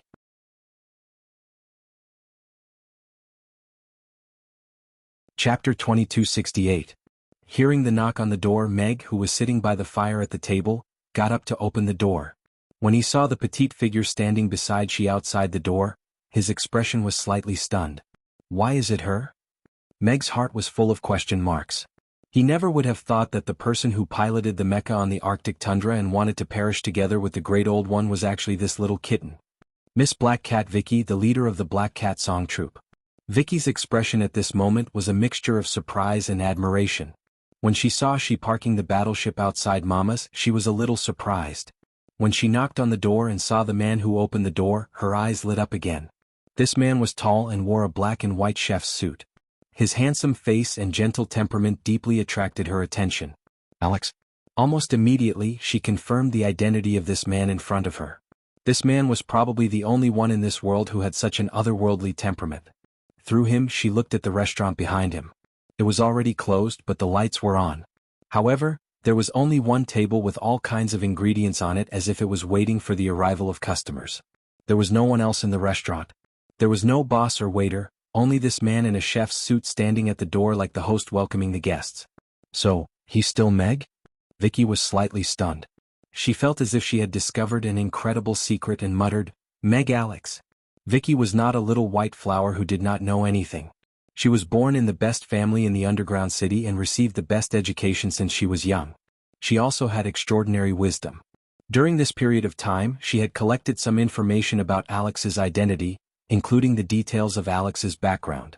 Of course, it was all information that ordinary people knew, such as Alex's name that was not often mentioned, Meg. And this name was very famous in the culinary world during this period of time. Meg, the head chef of Mama's, a man who was known as the best chef in the world. Alex, the most powerful being on the Norland continent, the commander-in-chief of the Allied forces, and the main force in sealing the devils. It was at this moment that these two men, who didn't seem to be compatible with each other, coincided. Meg and Alex were the same person. Meg Alex. Was this godlike man the #1 powerhouse of the Norland continent or the #1 chef of the Norland continent? Vicky's mouth opened wider and wider. She suddenly felt that her so-called wonderful life was nothing in front of this person. One had to know that when Alex had disappeared, Meg had even attended the birthday banquet of the Roth Empire's king, and received the title of the best chef at the banquet. This man, who had once been persecuted by the Empire's royal family, had appeared in front of his enemies in such a manner. However, he had used another method to win their respect and admiration. Furthermore, he had not tampered with the food at all. What kind of dramatic plot was this? What kind of admirable conduct was this? What made Vicky even more curious was that she had once witnessed his powerful abilities with her own eyes. The scene of him fighting with the giant dragon was unforgettable. Then how did he master such superb culinary skills? Could it be that she was also a time manager? Come in. Meg quickly composed himself and stepped aside with a smile. Even though he was a little surprised that it was Vicky, the situation was still manageable. Anyway, she still didn't know that he was Hades. Otherwise, she wouldn't have such an expression now. He was still thinking about how to test the newcomer, but now it seemed that he could skip this step. She only found the changes in their expressions a little funny, but she didn't show any emotion on her face. She walked past Meg into the dining room and walked towards the table with the stove. The dining room was very warm and the aroma of wine floated in the air. It was a warm smell, and there was a strong fragrance in the faint intoxication. The aroma wafted out from the wine pot on the grill. The red wine was already boiling. It was the intertwining of spices and fruits, creating a wonderful flavor. Hi. Hello, I'm Vicky. Vicky looked at Meg and introduced herself cautiously. Her face was slightly red, and her hands were hanging by her side. She subconsciously grabbed the corner of her shirt and did not know where to look, just like a fan meeting her idol for the first time. Hello, Miss Vicky. Please come in. Meg was a little confused. The girl he knew was quite forthright, so why was she suddenly acting like a shy little girl? Vicky nodded and followed him in. It smells so good. The aroma of the wine in the air immediately attracted her attention. She subconsciously looked at the glass wine pot that was boiling on the grill. Recently she often drank with Ify. Even though she could not hold her liquor well and got drunk easily, she had improved a lot in wine tasting. This wine was excellent. She had never seen this way of drinking wine in Rodu, but it was not a rare way of drinking wine in the underground city. Drinking red wine in winter was a very common pairing, especially in cold places. It could keep out the cold and warm, and when cooked with spices, it could make the wine more fragrant. Vicky was quite knowledgeable, but when she smelled the aroma of the wine, she still experienced it. The winemakers in the underground city had researched the molecular composition of the wine and used various technological means to make the wine perfect. They could control the absolute standard of the wine's flavor. However, perhaps it was this absolute standard that made the wine lose its soul. However, the red wine boiling on the grill made her feel like she could smell the soul. It was a standard that didn't involve too much machinery. Perhaps it was a little rougher, but it gave people an extraordinary sense of surprise. Paired with just the right amount of spices and fruits, it was a fine wine that made people a little intoxicated just by smelling it. Have a seat. Have a glass of wine to warm yourself up. The grill is hot, so it's a good time to grill the meat. Meg closed the door and walked over with a smile. He picked up the wine pot and poured 2 glasses of wine for Vicky and she. The red wine swirled in the transparent goblet and the hot steam carried the aroma of the wine. Thank you.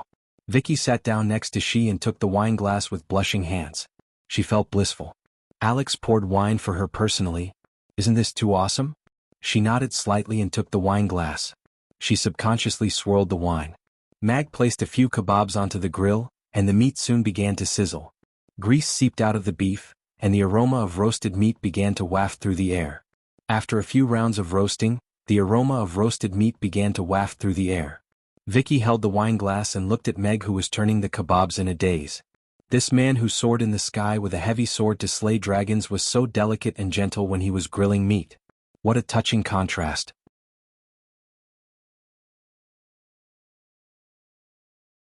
Chapter 2269. The square pieces of beef were skewered into skewers and spread out evenly on the grill. The charcoal in the stove was burning red, and the red wine was still boiling at the side. The steamy smell of life wafted over. However, the man standing behind the grill was Alex, who was originally standing above the clouds. This feeling was a little strange. At least, that was what Vicky thought when she took a handful of beef skewers. The aroma of the barbecued meat wafted over. The translucent fatty meat was like small crystals embedded in the beef. The sauce was applied very carefully and evenly. The barbecued meat slowed down and glowed with oil, looking exquisite and delicious. Vicky had eaten a lot of roast meat, and many of them were made by famous chefs. They were served on exquisite plates and decorated to make them more exquisite and cute.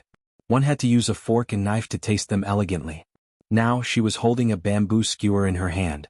There were 5 3-centimeter cubes of beef on it. If one wanted to taste it, they had to hold the skewer, put them to their mouth and bite off the top one. It didn't look that elegant eating method. However, Vicky didn't feel embarrassed about it. After all, she was no longer the spoiled young lady who was raised in a high wall. She was Miss Black Cat who had wandered on the Norland continent for a year. When there was no food, she had led her group to search the dug fields and pick up the potatoes that hadn't been dug out. It was also a common thing to roast the game that they caught on a skewer. Using clean and round bamboo skewers like this, pieces of evenly sized beef cubes that showed her knife skills, she did not have the slightest resistance at all. The only thing that made her reserved was eating in front of Alex. Shouldn't she be a little more elegant? However, she didn't eat much tonight.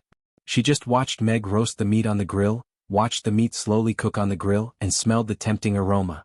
Now that she was holding a skewer in her hand, she really couldn't stand it. Oh, one piece of beef at a time. Vicky's little face lit up immediately.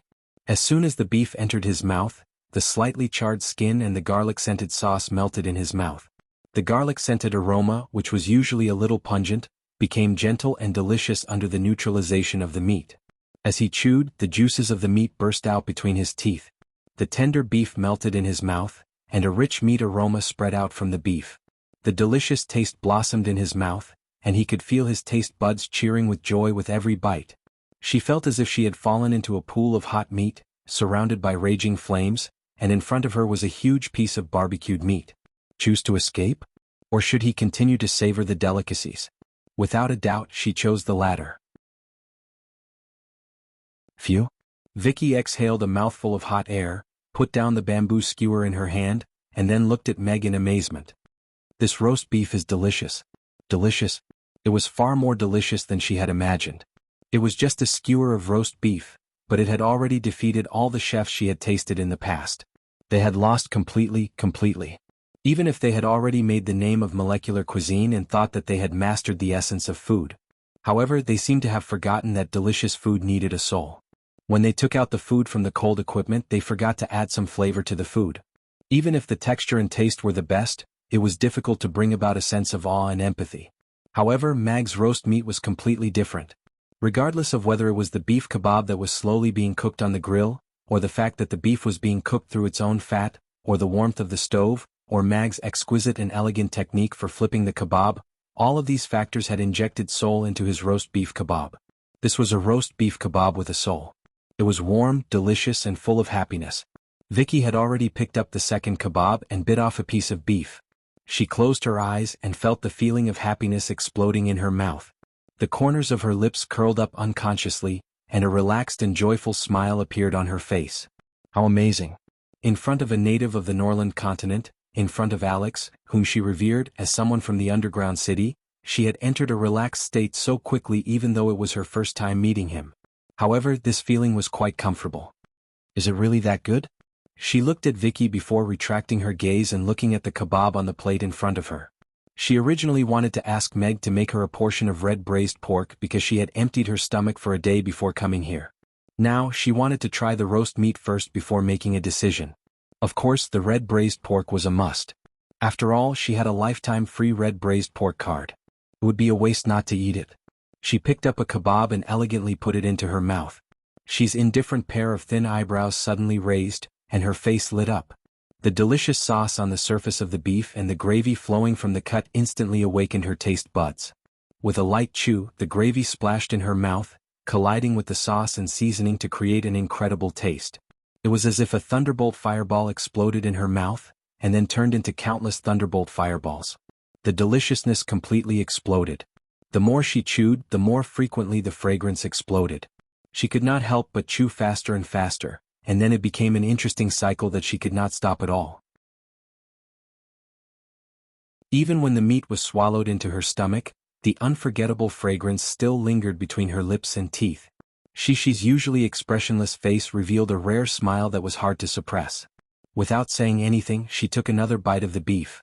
She closed her eyes and chewed carefully. A happy and satisfied smile appeared on her face. Her usually tense expression no longer needed to be reserved at this moment. What a wonderful and delicious food. It was not inferior to the red braised pork. It was another delicious experience. Of course, the red braised pork still occupied an important place in her heart. She opened her eyes and looked at Meg. She asked, "Is there rice?" "Barbecue with rice." She knew how to eat. Meg glanced at her and nodded. "I'll get it for you." Aside from rice, there was also a pot of red braised pork simmering in the kitchen. Meg scooped 2 bowls of rice and brought out the red braised pork, and placed it directly in front of Shi. Anyway, he did not expect to get this woman drunk. If she drank seriously, he even suspected that he would be the first to get drunk. Red braised pork? Shi's eyes lit up, and the way she looked at Meg became gentler. Sometimes she had to admit that this man did make her feel very comfortable. It was just right to make her feel taken care of, as if he had already seen through her thoughts, or rather, he had already thought of it in advance. This is red braised pork. It's delicious too. She put 1 bowl of rice in front of Vicky and introduced it for the first time.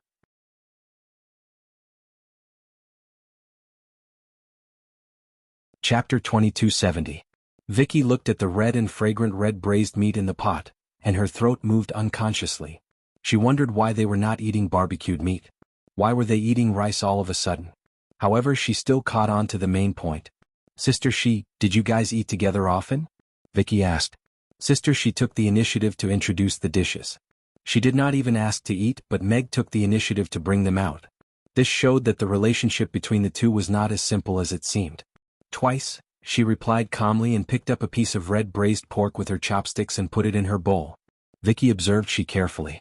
She, who was usually serious, had a lively and interesting expression when she ate the red braised pork. She ate a big piece of red braised pork with her eyes slightly squinted. She chewed slowly and raised her eyebrows slightly.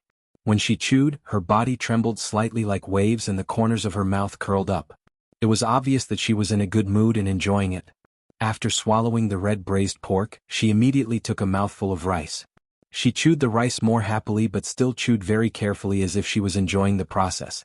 Just like that, she ate 3 pieces of rice and red braised pork consecutively. She picked up the unfinished beef kebab beside her and bit a piece of roast beef. She chewed it carefully and swallowed it. Then she took a mouthful of rice. It was impolite to stare at others while eating, but Vicky and Meg could not help but take a few more glances. Vicky found it strange as this was the first time she watched she eat. Meg, on the other hand, was looking at her with admiration. She had the intellectual and rigorous feeling of a technician when she ate. She had to chew a mouthful of red braised pork 12 times, a mouthful of rice 18 times, and beef cubes 20 times. However, she would control her chewing speed so she only took 6 seconds to swallow each type of food. "Why are you staring at me?" She looked up and met Meg's gaze. "I'm just curious. Does the army have special training when it comes to eating?" "One food every 6 seconds, Meg said frankly. "No," she answered briefly and seriously. "Oh." Meg didn't say much either. After all, staring at other girls while they were eating wasn't something worth talking about. However, Vicky couldn't help but want to laugh. She lowered her head and bit a piece of beef in her mouth, but she couldn't continue chewing because the corners of her mouth were raised too much. She knew that the Galaxy Fleet in the underground city did not eat for training. After Meg's reminder, she finally understood why there was a strange rhythm when she watched she eat. It turned out that he had obsessive-compulsive disorder. She looked at the two of them strangely and continued to eat her braised pork, rice, roast beef and rice. Vicky quickly held back her laughter and tried the red braised pork as well. And then, she fell for him as well. This red braised meat is too delicious. Soft, fragrant and sweet, it melts in the mouth. The rich meaty aroma spreads in the mouth, catching people off guard and instantly falling for it. Vicky praised in her heart, but she couldn't stop her mouth at all. She also started to eat a mouthful of rice and a mouthful of red braised pork. Meg ate the barbecue skewers and drank a glass of wine from time to time. He was slightly speechless as he looked at the two women who were eating happily. The adult and the child were quite cute. He invited them for barbecue today because he wanted to eat some barbecue, drink some wine, get to know them and get some information at the same time. Now that he saw them eating so happily, he didn't want to disturb them. 10 minutes later, a bowl of rice and a cup of red braised pork were finished. Vicky and she put down their chopsticks as if they were still unsatisfied. "The red braised pork is delicious. Mr. Alex, your culinary skills are amazing." Vicky looked at Meg with sparkling eyes. His powerful martial arts skills were admirable, and his superb culinary skills made her want to marry him. This man was too charming. Although he wasn't a demon, he was handsome and not feminine. His temperament was noble and elegant. His voice was deep and magnetic, and the perfect outline of his body under the chef's uniform was enviable. An existence who could kill a great old one with a sword was even more charming when he took off his armor, put down his long sword and picked up a kitchen knife. Vicky felt that the nobles in the underground city were nothing compared to him. Even the one her family chose for her back then paled in comparison to him. "You flatter me. Have more barbecue." Meg put a handful of beef and mutton skewers on the plate in front of Vicky. "Thank you." Vicky smiled and nodded. Her eyes were quickly attracted by the steaming barbecue skewers. She, who had a bowl of rice and half of the red braised pork shared by Vicky, was obviously not full. Fortunately, there were still a lot of beef and mutton skewers left. Meg grilled another batch for her, so she continued to focus on the barbecue skewers and took a sip of the hot-boiled red wine from time to time. Vicky held the warm wine glass and took a sip of the red wine. The cooked red wine tasted warm and moist with the aroma of fruits and spices. It was sweet and warm all the way to the tip of one's heart. Vicky's eyes lit up. She felt that it was better than any wine she had ever tasted. It was like a kind of fruit juice. However, after swallowing there was a lingering aftertaste. It was as if a beauty was caressing her neck, seductive and charming. Soon, a blush appeared on her face. She could not hold her liquor well. She usually did not drink and could not stand the stimulating taste of most strong alcohol. However, this boiled red wine gave her a warm and comfortable feeling. It was a little intoxicating and addictive. Accompanied by the barbecue skewers, it did not take long for her to down a glass of red wine. Meg poured her another glass. He looked at Vicky and casually said, Miss Vicky, do you live on the Norland continent? I heard you say that you are very familiar with the Norland continent's common language. She looked up at him and then at Vicky. She thought for a while and looked away to continue eating the barbecue skewers. Meg noticed her little movements. His expression did not change, but he found it funny. The current situation was like this. He knew that Vicky was the leader of the Black Cat Song Troupe, but Vicky did not know that he was under the alias of Hades. She might not know that his alias in Rodu was Hades, but she knew about his tavern in Rodu. She should also know that he sponsored Vicky's troupe. Moreover, his current identity was very unreliable. If Vicky came to Amy's during the day, she would see the human-shaped billboard at the door and then see Anne's painting. From there, she would deduce his identity.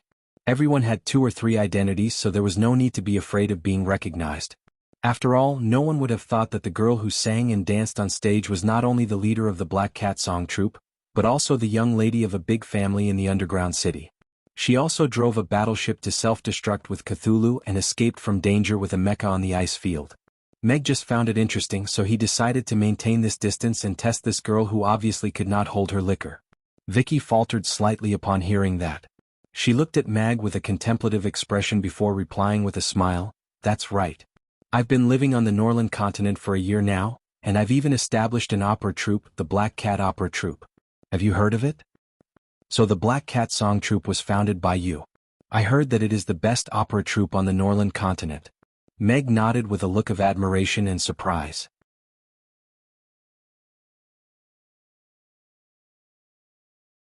Chapter 2271. You've really heard of the Black Cat Song Troupe? And you actually gave it such a high evaluation. This time it was Vicky's turn to be stunned. She looked at Meg in disbelief. The Black Cat Song Troupe had always been her pride, and was also a work that she had worked hard for a long time. But rationally, before moving to Romo Street, the Black Cat Song Troupe had no reputation at all. Even now, when the market was gradually opening up, it was still a very small presence. But Meg actually said that the Black Cat Song Troupe was the best opera troupe on the Norland continent. She was touched by his praise, excited, and a little shameful. However, it was as if her most cherished thing, which had been questioned and mocked by others, had been praised and appreciated by someone. This feeling of meeting a soulmate made her like Meg even more. "Yes, I've heard of it.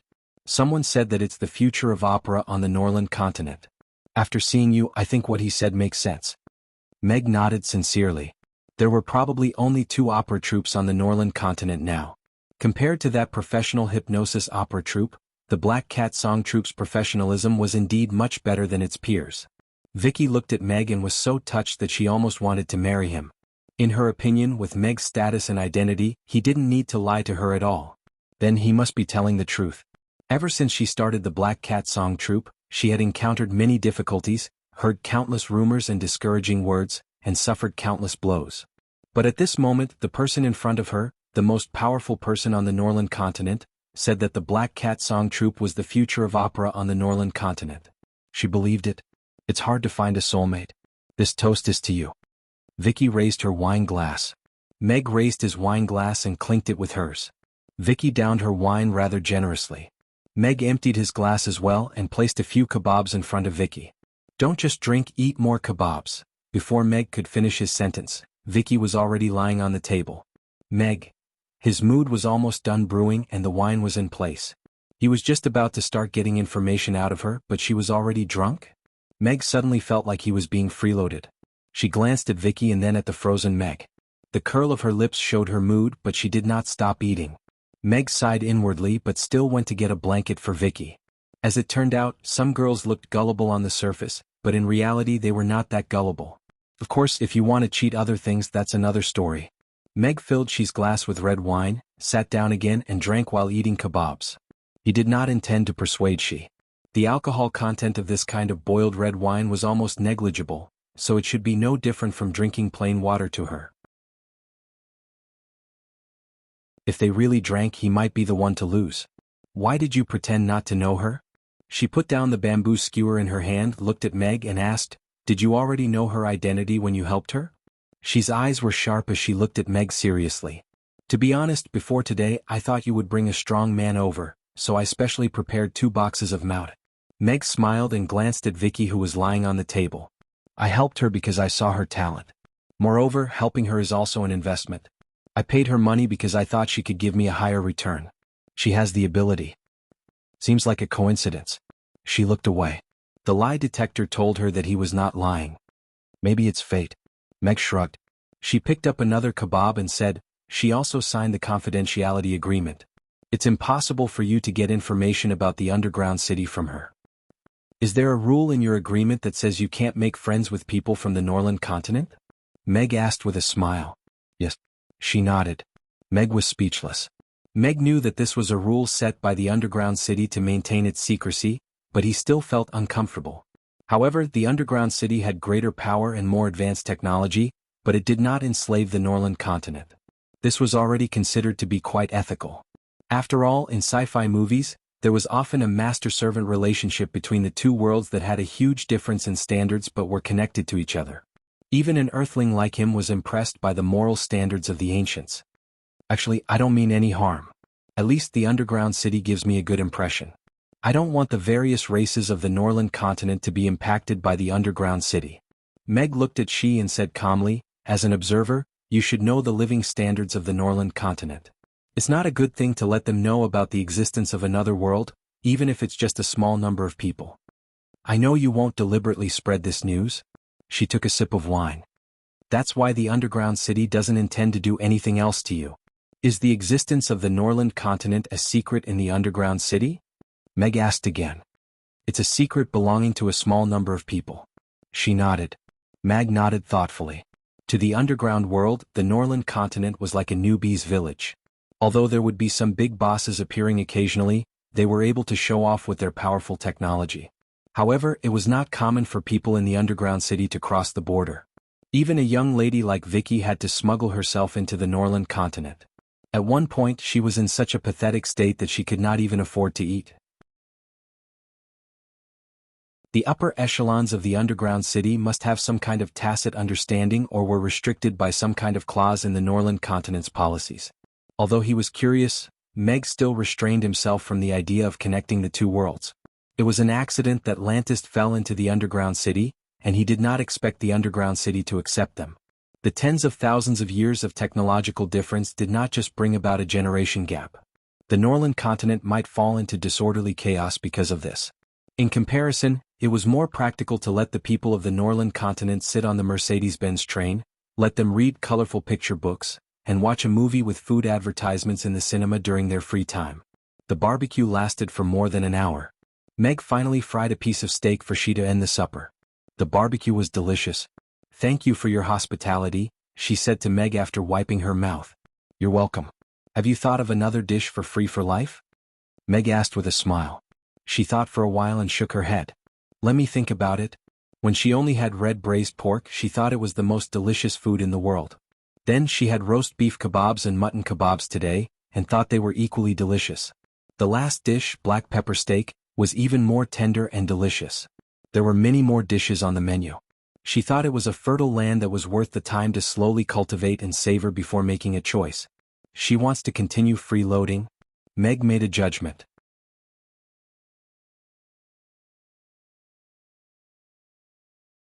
Chapter 2272. It was a simple gathering. Meg watched as Princess carried Vicky away and closed the door. Although he did not get any useful information from She, it was not a fruitless day. At least he knew who the other person from the dungeon on the Norland continent was, and it was an acquaintance. Vicky might be emotionally unstable, but compared to She was much easier to fool. Meg had made up his mind to use Vicky as a breakthrough point to pry the secret of the dungeon out of her. With the Black Cat song troupe around, there was no way she could escape. Meg was about to clear the table when Irina came down from the corner of the stairs with a smile. Isn't it fun drinking and having fun with the two beauties? I'm working, Meg said seriously. Irina rolled her eyes at him and sat down on a chair with her legs crossed. I didn't expect Vicky to be from the dungeon too. But she doesn't look strong or outstanding. With the help of advanced technology, physical combat ability doesn't fully represent a person's combat ability. I saw her looking for Cthulhu to self-destruct on the ice field, and I also saw her running wildly on the ice field in a mecha. Meg shook his head with a smile. With the mecha, her combat ability is comparable to a grade 9 giant dragon. If she has a battleship, it's even harder to estimate. Irina opened her mouth. Although she was not sure what kind of enhancement Meg's mecha and battleship would bring to Vicky, she chose to trust his judgment and said, "I think she's quite interested in you." It meant that Brother Ming was still as charming as before. Meg said seriously, "I think they just want to eat my cooking for free. It's an old tradition in the dungeon." "You're going to the dungeon first?" Irina looked into Meg's eyes and asked. "Yes, the secret to becoming a god is hidden there. To me it is indeed very attractive. I will definitely go and take a look." Meg nodded. "But there are no more gods in this world." Irina's voice was a little cold, and there was no trace of a joking expression on her face. Meg suddenly froze as he realized the meaning behind Irina's words. Fine beads of sweat appeared on his forehead as a chill ran down his spine. Indeed, there were countless legends about gods on the Norland continent, and almost every race worshipped all kinds of gods. But, in the past few months, there was no concrete evidence of the appearance of a god, and no race had a god to bring them to the top. There might have been gods on the Norland continent, but they had all disappeared. No one knew where they went, nor did they leave behind any evidence. In such a huge continent, where countless races coexisted, was there really no one who had ever touched that boundary in tens of thousands of years? Even though it had only been a few hundred years, Alex and Lantist had already seen the existence of that invisible barrier. He didn't think that they were some eternal geniuses, so the probability was a little too high. Where did those people go after they became gods? I understand your pursuit of power, but what about after you become a god? Could it be that when we miss you in the future we can only burn an incense stick for you? Irina continued to ask. Meg laughed involuntarily. Speaking of burning incense, he thought of his own path to becoming a god again. She said that there are beings above the 10th tier in the underground city, and they call them extraordinaries. I want to see what kind of beings these so-called extraordinaries are, and whether they are really gods that transcend beyond the outside world. Meg said seriously, if they can still stay in the underground city after they become gods, then it means that everything can be broken. Irina nodded thoughtfully and said, if you meet a real god, I'm afraid it will be difficult for you to escape after you enter the underground city. If I can't win, I'll run. I'm quite confident in my ability to escape. Meg smiled and said. He moved closer to Irina and reached out to massage her shoulders. Do you want to eat something? There's still barbecue. I don't want to eat your leftovers.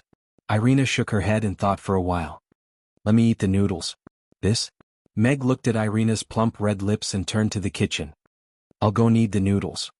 A bowl of shaved noodles was soon ready, and Meg added 2 fried eggs for her. Meg sat opposite Irina and quietly watched her eat the shaved noodles in small bites. Her beautiful face and cherry lips gently sucked, and a piece of shaved noodles slid into her mouth like a silver fish. She then chewed and swallowed, looking playful and cute. Don't stare at me when I'm eating. Irina glared at him. Some people say that when you're quietly staying in a certain place, you should stop your gaze on the most beautiful thing. Meg shrugged. I have no choice. You're joking. Irina rolled her eyes, but the corners of her mouth couldn't help but curl up.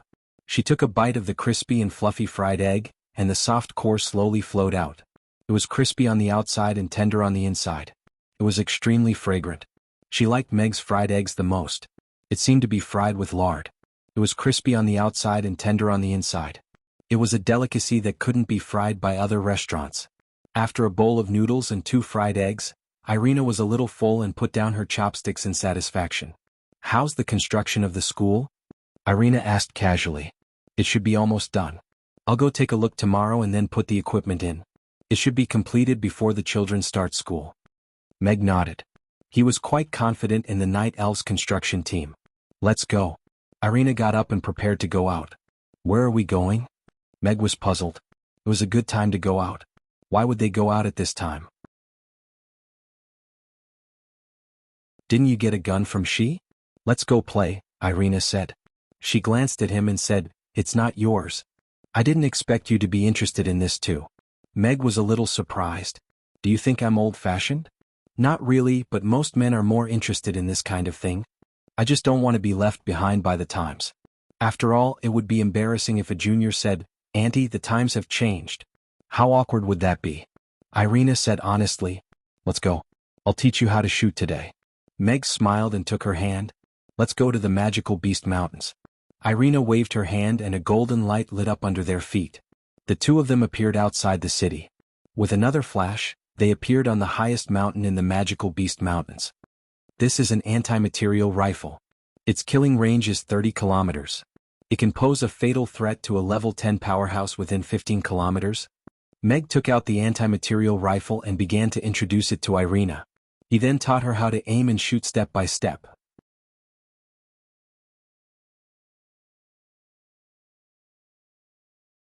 Chapter 2273. This girl? She frowned as she looked at Vicky, who was sprawled out on her bed with a satisfied smile. She did not want to meet Vicky's crew, so she could only let her stay in the battleship and leave when she sobered up. Also, she wanted to remind Vicky not to get too close to Meg when she sobered up. Although the man did not look like a bad guy, his position was more important than his personal good and bad when it came to two different worlds. Vicky's identity was a little special. She had access to things that most federal residents did not have access to in the buried city, which meant that she was in control of the core secrets of the buried city. Although she was also bound by the buried city's confidentiality rules, she could not help but worry if she could abide by the rules given her alcohol tolerance. Come, have another glass. Lord Alex, you're amazing. Vicky murmured, turned over, and let out a happy squeal. She resisted the urge to take out the recorder and covered Vicky with a thin blanket. She then turned around and left the room for her office. It was time to write in her daily diary again. The Observer's Diary.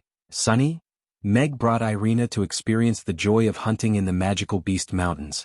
The AMR was switched to a silenced mode and they chose some manic magical beasts in the mountains as their targets.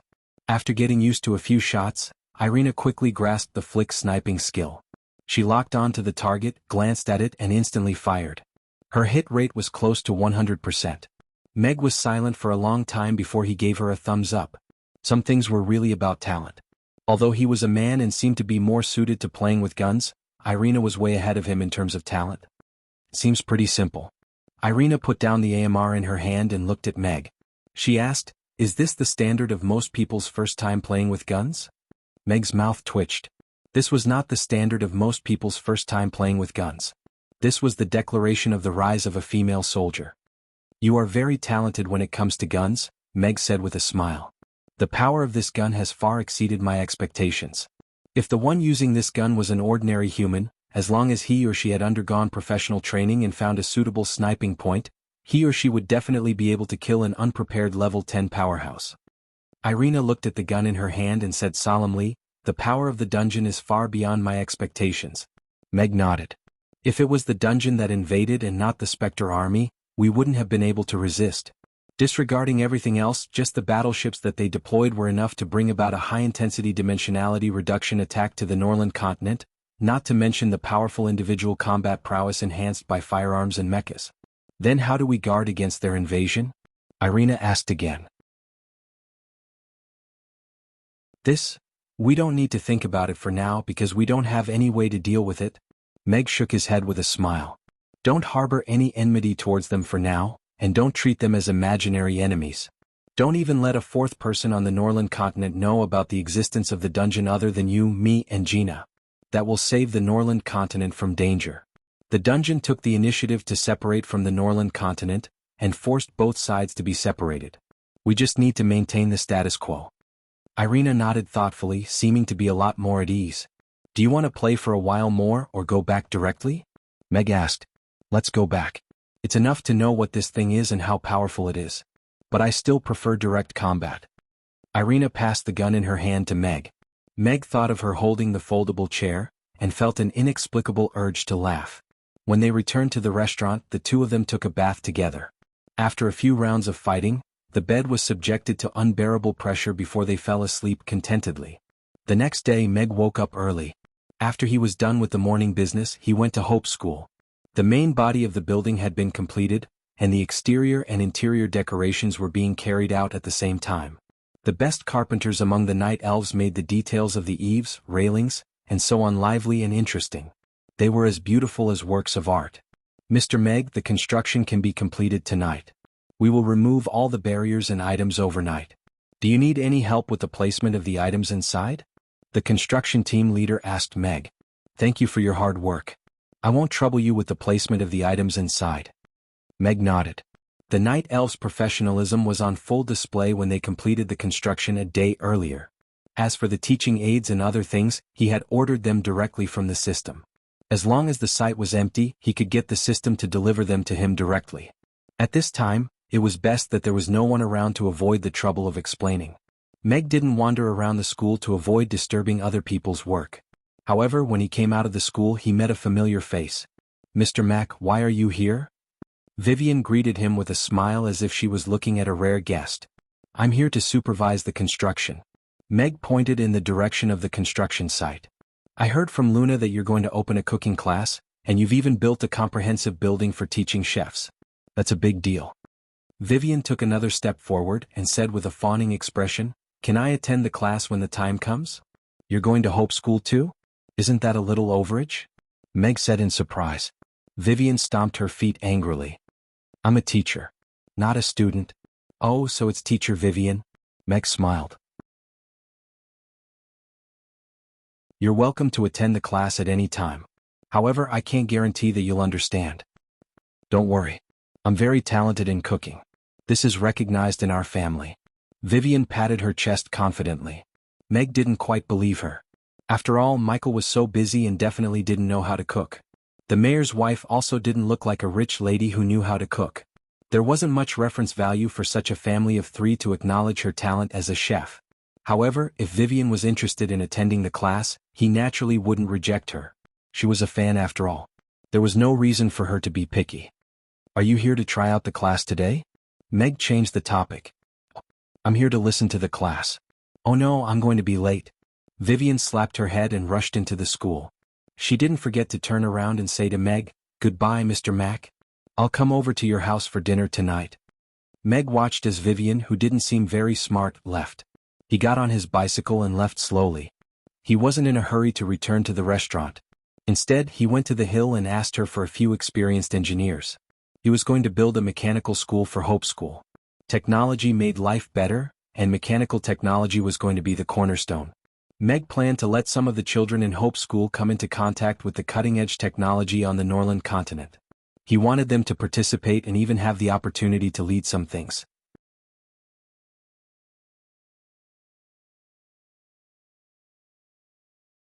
Chapter 2274. Setting up a mechanical school? The Hill looked at Meg, who was sitting across the desk, with a surprised expression. She knew that Meg had always been supporting Teacher Luna in setting up Hope School. She had also donated a sum of money to that education fund. She had only received a brief from Luna a few days ago, and knew that Hope School was about to start. However, from what she knew, Hope School was more of a charity school.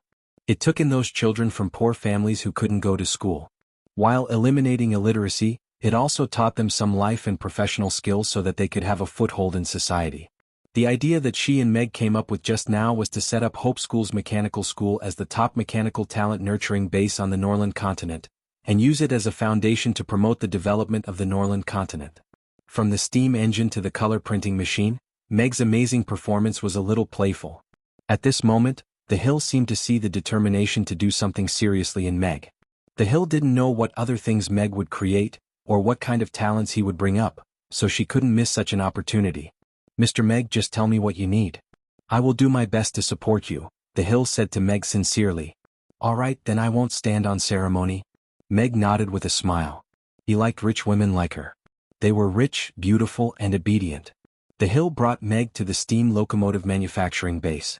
The best mechanical designers and engineers in Chaos City, or even the entire Norland continent, were gathered there.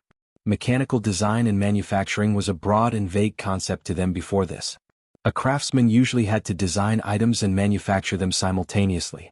Without either ability, they couldn't become an outstanding craftsman.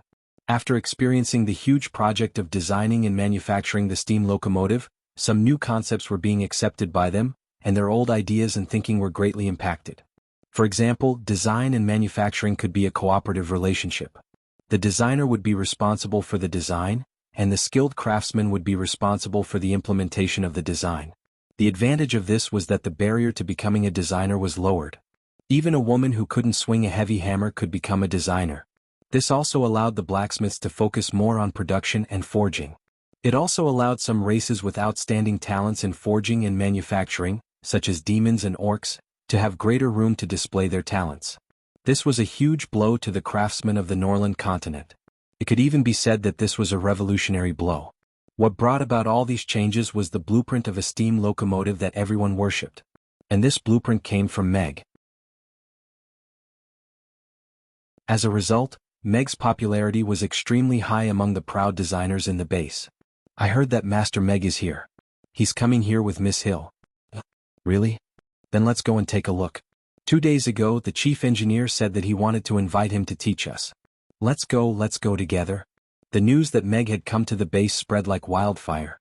Except for some engineers who couldn't leave due to work, the rest of the engineers all went to watch the fun. When Miss Hill brought Meg to the engineering department of the base, she had a weird expression on her face when she saw the engineers craning their necks with expectant faces. She wouldn't even take a second look at this group of men who were obsessed with machines. But when they heard that Meg was coming, all of them acted as if their sweetheart had come. Was that man really that attractive to them? Mr. Meg, you're finally here again. Chief Engineer Burrell went forward and shook Meg's hand with a hint of resentment in his agitated expression. I'm here with Miss Hill to tour the base today. At the same time, I have something to discuss with the chief engineer. Meg nodded with a smile. He knew that this chief engineer of the steam locomotive wasn't interested in him. Instead, he was interested in the mechanical knowledge in his head. Miss Hill. Burrell then greeted Miss Hill. But soon he looked at Meg and said, Mr. Meg, if you have any requests, just let me know. I'll do my best to help you with anything that I can. I'm right here. Shouldn't I be the one to make the decision? Miss Hill cursed silently. Why did this man seem so smitten when he saw Meg? I'm planning to set up a mechanical school in Hope School. I'm currently short of teachers, so I'm looking for a few outstanding teachers from Chief Engineer Burrell, Meg said straightforwardly. Anyway, Miss Hill had already agreed to this matter. He was here to select people. I see. Burrell was slightly taken aback. He subconsciously looked at Miss Hill. Although he was the chief engineer of the steam locomotive project and had a lot of power in the base, he couldn't just say whatever he wanted in front of his boss when it came to the flow of talents. The surrounding engineers were also dumbfounded. They didn't expect Meg to come here today to poach people. At present, the steam locomotive project was progressing smoothly. The railway to the dwarves was being laid, and the improved version of the steam locomotive was also being developed. Everyone could see that a great invention was about to be born and carried forward. No one was willing to leave at this time. I've already talked to Mr. Meg. I'm very supportive of the establishment of a mechanical school in Hope School. Miss Hill nodded slightly and said, under the leadership of Mr. Meg, this school will research the most cutting-edge mechanical technology and explore a new path for mechanical design and manufacturing. Mr. Meg's leadership. Research the most cutting-edge mechanical technology. Open a new path. Miss Hill's voice wasn't loud, but it was like thunder in the ears of the engineers. Everyone's eyes lit up. They looked at Meg with a burning gaze. The great steam engine project came from Mr. Meg. He had shown amazing talent in the field of machinery, and had won the admiration of all the participants of the project. Now he stood up and said that he wanted to explore a new path for mechanical design and manufacturing. What did that mean? This would definitely be an event that would be left in the history of machinery on the Norland continent, and the participants might have the chance to be famous for eternity. Burrell looked at Meg seriously and said, of course I have to participate in such an important event. Mr. Meg, I'm willing to join Hope School and become an honorable teacher. Miss Hill glanced at him. He was the chief engineer of the steam engine project. If he left, the whole project would have to stop. Meg didn't know whether to laugh or cry. He shook his head and said, I don't dare to accept you. Miss Hill won't let you go either.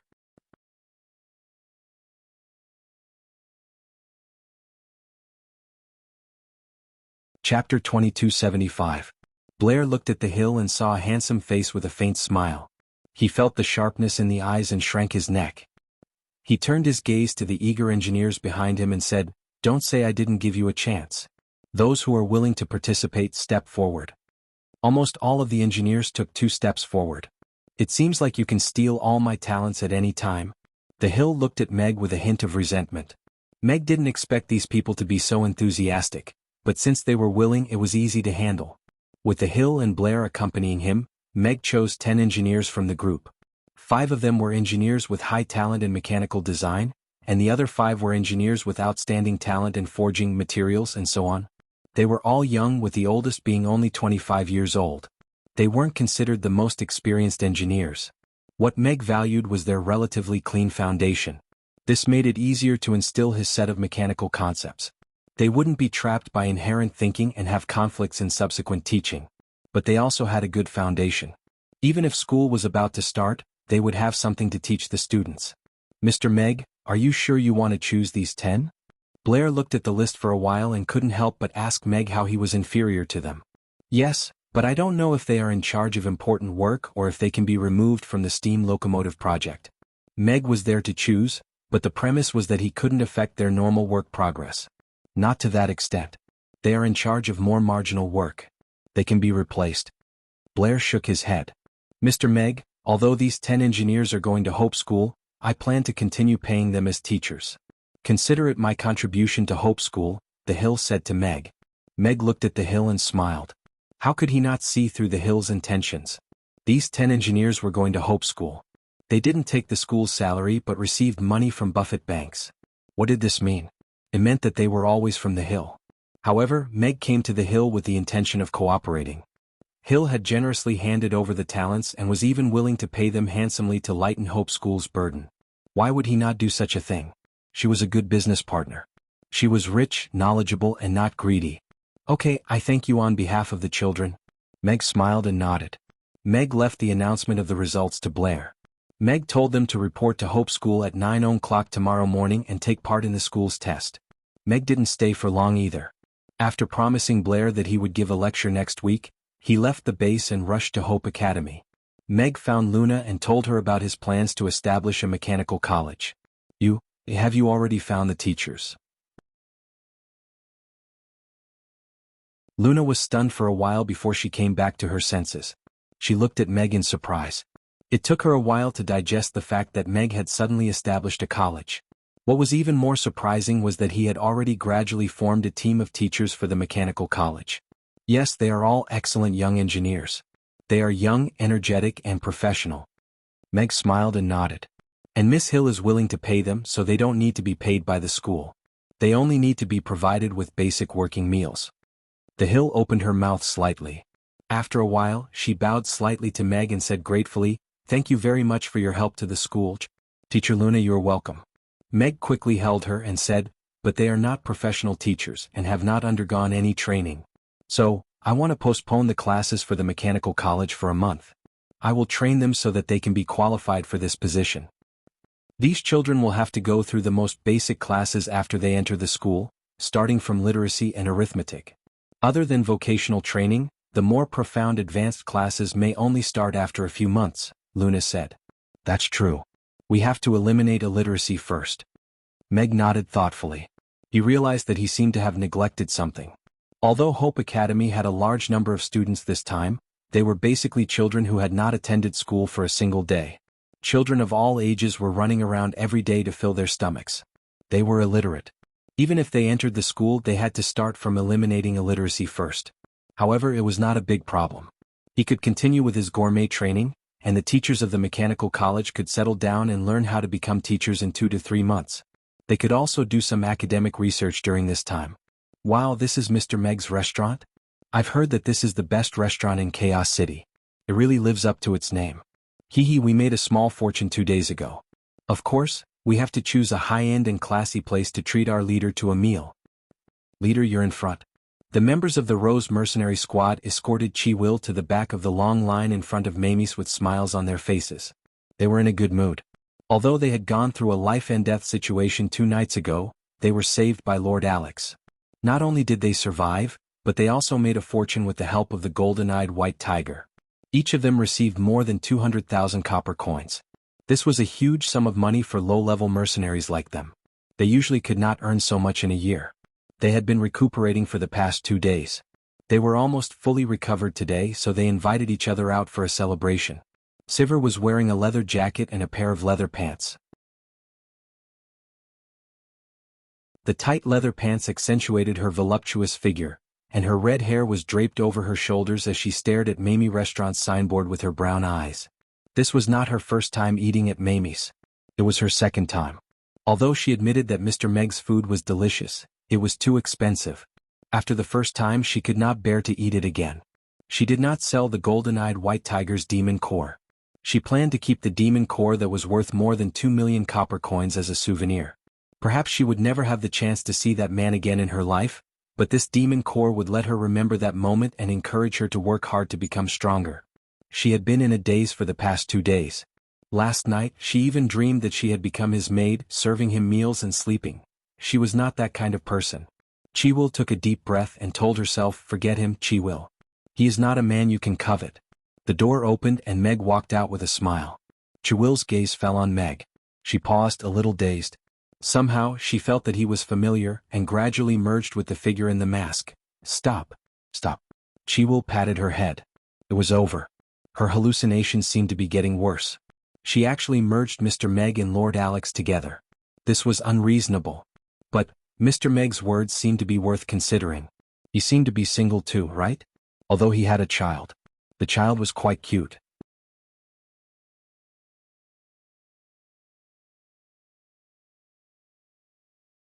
Chapter 2276. Meg also noticed the members of the Rose mercenary group. Looking at their youthful faces, he also smiled. It seemed that their injuries were almost healed. Meg's eyes met with Chi-will's. He felt that her eyes were a bit strange. Did she recognize him? He only wore a mask that day and did not disguise himself. Did she see through him? Meg did not panic. He smiled calmly and welcomed the guests into the house. Mr. Mac, we're here for dinner, Monkey said with a smile. He had fainted that day, but he seemed to be in good spirits today. He should have recovered. The members of the Rose mercenary group also greeted Meg. After all, they had fought together before. Meg responded with a smile. He had a good impression of this low-level mercenary group. Of course, it was not because of their leader's good figure, but because of their comfortable and harmonious atmosphere. Leader Chi-will, long time no see. Meg smiled at Chi-will. Chi-will was dressed more casually today, but she was still wearing a leather jacket and pants. In this world there were not many people who could look good in leather. Chi-will was one of them. Her soft leather pants were tailored to her body, perfectly outlining her curvaceous figure. She had long, muscular legs, beautiful curves, and a perky butt. It should be able to hold coffee. Long time no see. Chi-will thought of the messy thoughts in her mind and blushed. She nodded unnaturally and lowered her head, walking quickly past Meg. Meg raised his eyebrows. From Chi-will's expression and emotions, she probably did not recognize him. Otherwise she would not be so calm. However, she was not in a natural state. She looked more like a shy girl. Could it be that she was charmed by my handsome appearance? Meg thought. He did not expect Miss Chi-will to be such a shallow woman. The members of the Rose mercenary group sat down at 2 separate tables. After entering the dining hall, they quieted down and sat down obediently. They had all heard about the rules of Mamie's. Previously they hadn't thought much of it, thinking that it was just a restaurant where people drank and ate meat. How could it not be bragging?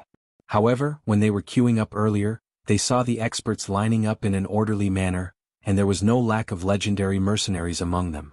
They immediately reached a consensus that it would be better to be obedient. As soon as they sat down, a middle-aged magician walked up to them with a smile on his face. Sorry to disturb you. Are you from the Rose mercenary group? The members of the Rose mercenary group looked at the newcomer, but they couldn't tell how strong he was. They all looked at Chi-will. Chi-will stood up and looked at the person. May I ask who you are? This magic caster was very powerful, so Siver's expression became a little more cautious. She did not think that the Rose mercenary group was so famous that a powerful magician would want to meet them, so she was even more vigilant. You must be the leader of the Rose mercenary group, Chi-will. I am Camaro, an apothecary. I heard that the Rose mercenary group was recently selling materials from the leveled 7 golden-eyed white tiger. I didn't expect to see you here at Mamie's, so I took the liberty to ask Leader Chi-will if you have the demon core of the golden-eyed white tiger. I am willing to buy it at a high price. The magician looked at Chi-will. The members of the Rose mercenary group subconsciously looked at Chi-will. The demon core of the golden-eyed white tiger was a gift from Mr. Alex to their leader. They were lucky to be alive, and they were happy to get a few 100,000 copper coins. Naturally, they did not care about the demon core.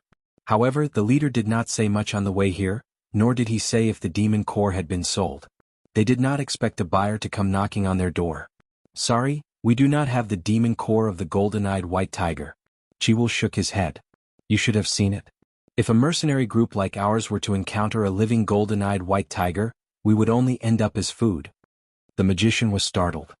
His gaze swept across the mercenary group, and his eyes revealed a hint of disappointment. As Chiwil had said, the strongest person in this mercenary group was Chiwil, who was a level 4 magician. The others were even weaker. If a mercenary group like this were to encounter a golden-eyed white tiger, they would not be able to kill it. They would only end up as food. Sivir's words made it clear that the Rose mercenary group was lucky enough to encounter a golden-eyed white tiger that had just died. It was a great bargain for them. However, something as precious as the demon core would most likely be taken away by the powerful magician who killed the golden-eyed white tiger. "Sorry to disturb you," Camaro said and turned to leave. "Leader, are you not going to sell the demon core?" Monkey asked in a low voice. "Yes. I plan to keep it as a souvenir." Chiwil nodded.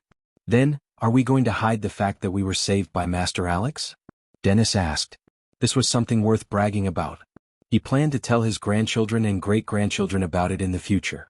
Everyone also looked at Chiwil. "You can say that. This is a favor worth remembering." Chiwil nodded. "But don't mention the demon core." Everyone nodded knowingly. If it was something that a high-tier magic caster coveted, naturally they could not reveal it casually. Meg watched the failed deal from the sidelines. He was a little surprised that Chiwil did not sell the demon core. A 7th-tier magic beast's demon core, and a precious golden-eyed white tiger's demon core at that. If sold, the price would be enough for her to end her mercenary career, open a small shop in Chaos City, and find an honest man to marry. Since the demon core had been given away, Meg naturally did not care what Chiwil would do with it. He was just curious. "Big sister Chiwil." Amy saw the Rose mercenary squad and ran over in surprise. She jumped into Chiwil's arms and rubbed her head against the soft leather cushion. Then she looked up at her and said, "When are you going to bring me to fight monsters?" "I'm super good now." Chiwil hugged Amy and smiled subconsciously. He thought for a while and said, "That depends on when Mr. Meg will entrust us with a mission." The little one was soft and small and very comfortable to hold in his arms. Her delicate and cute appearance made him unable to let go. Chiwil even thought that it would be great if this baby was his. He would not have to give birth to it. It would be best if he could just hold it. "I see." Amy thought seriously for a while and nodded. "Then I'll go find Father later and ask him to entrust you with a mission to catch a celestial monkey."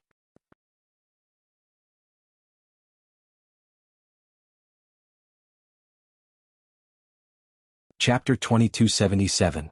Everyone in the Rose mercenary squad looked at each other with strange expressions. The Sky Quando monkey that Aimi spoke of was an extremely rare magic beast in the Magic Beast Mountain range. It was said to be a palm-sized monkey with golden fur all over its body. It looked cute and clever, so it was very popular with the rich.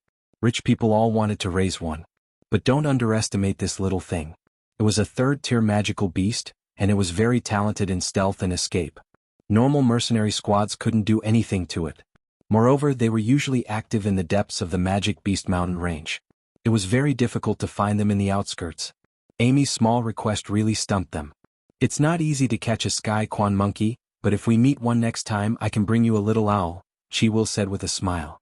"An owl?" Amy looked back at Ugly Duckling in surprise. She waved her hand and said, "Ugly, no thanks." Amy played with Chiwil and the others for a while, then ran to the kitchen door.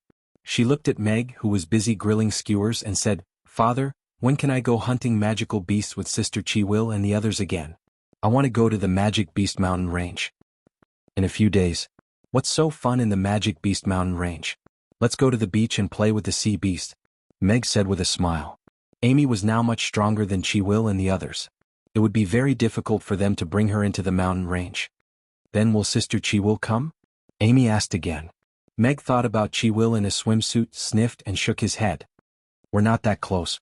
It's not appropriate to invite her." "It's okay. I'm very close to her." "If you're embarrassed, I'll invite her," Amy said and then ran to Chiwil. Meg looked at Amy's back with a gratified expression. "She's worth teaching." "Sister Chiwil, we're going to catch some sea beasts in a few days. Do you want to come with us?" Amy made her way over to Chiwil with an expectant look on her face. "Sea beasts?" Chiwil was slightly stunned. "Yes, we're going to the Endless Sea Realm. Do you want to come with us?" Amy nodded. Chiwil came back to her senses. It seemed that Meg was planning to bring Amy and the others to the Endless Sea Realm to play, so the little guy invited her to come along.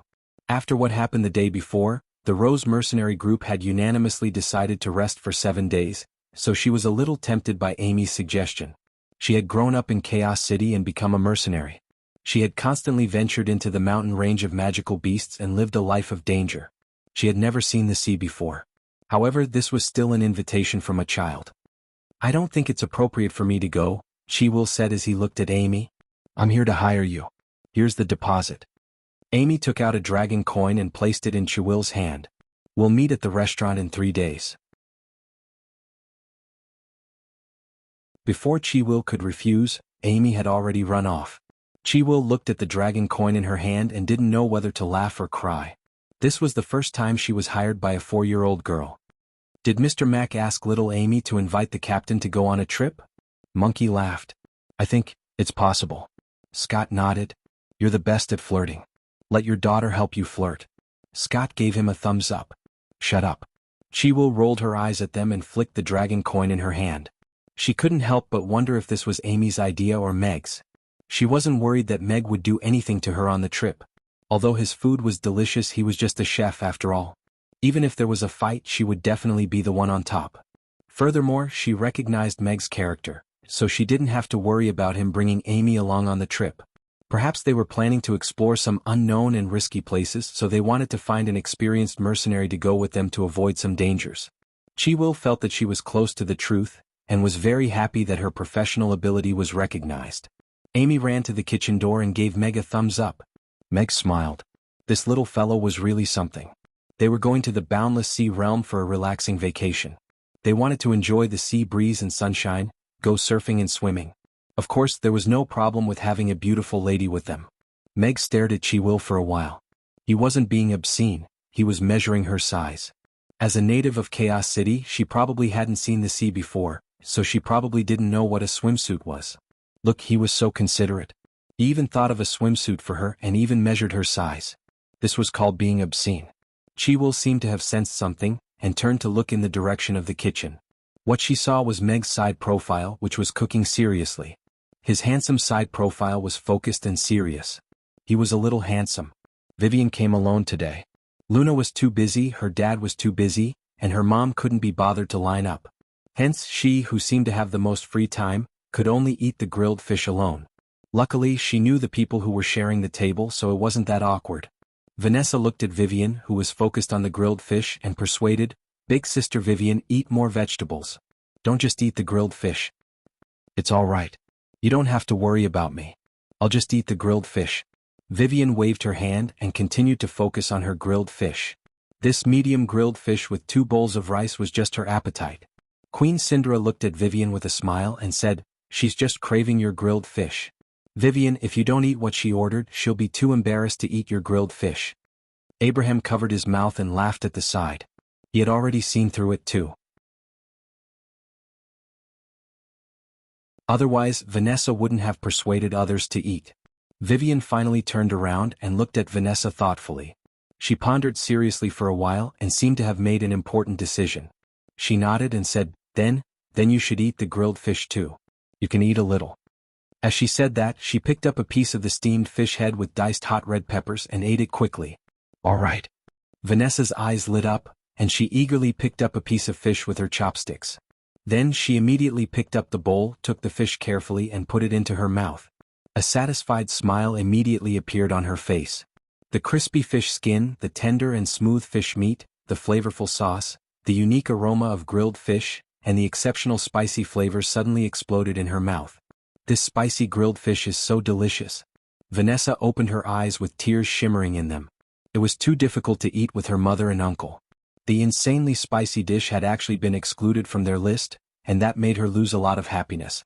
In the past she could still be willful, but now that she was facing 2 people at once, she couldn't even resist. "Big sister Vivian, let's eat together when you have time." "It's my treat," Vanessa invited Vivian. "You like grilled fish too?" Vivian asked first. "Yes, I love it." Vanessa nodded. "All right, let's eat grilled fish together if we have time." Vivian immediately nodded. She knew that Vanessa wasn't short on money, and she liked rich friends who liked to eat grilled fish.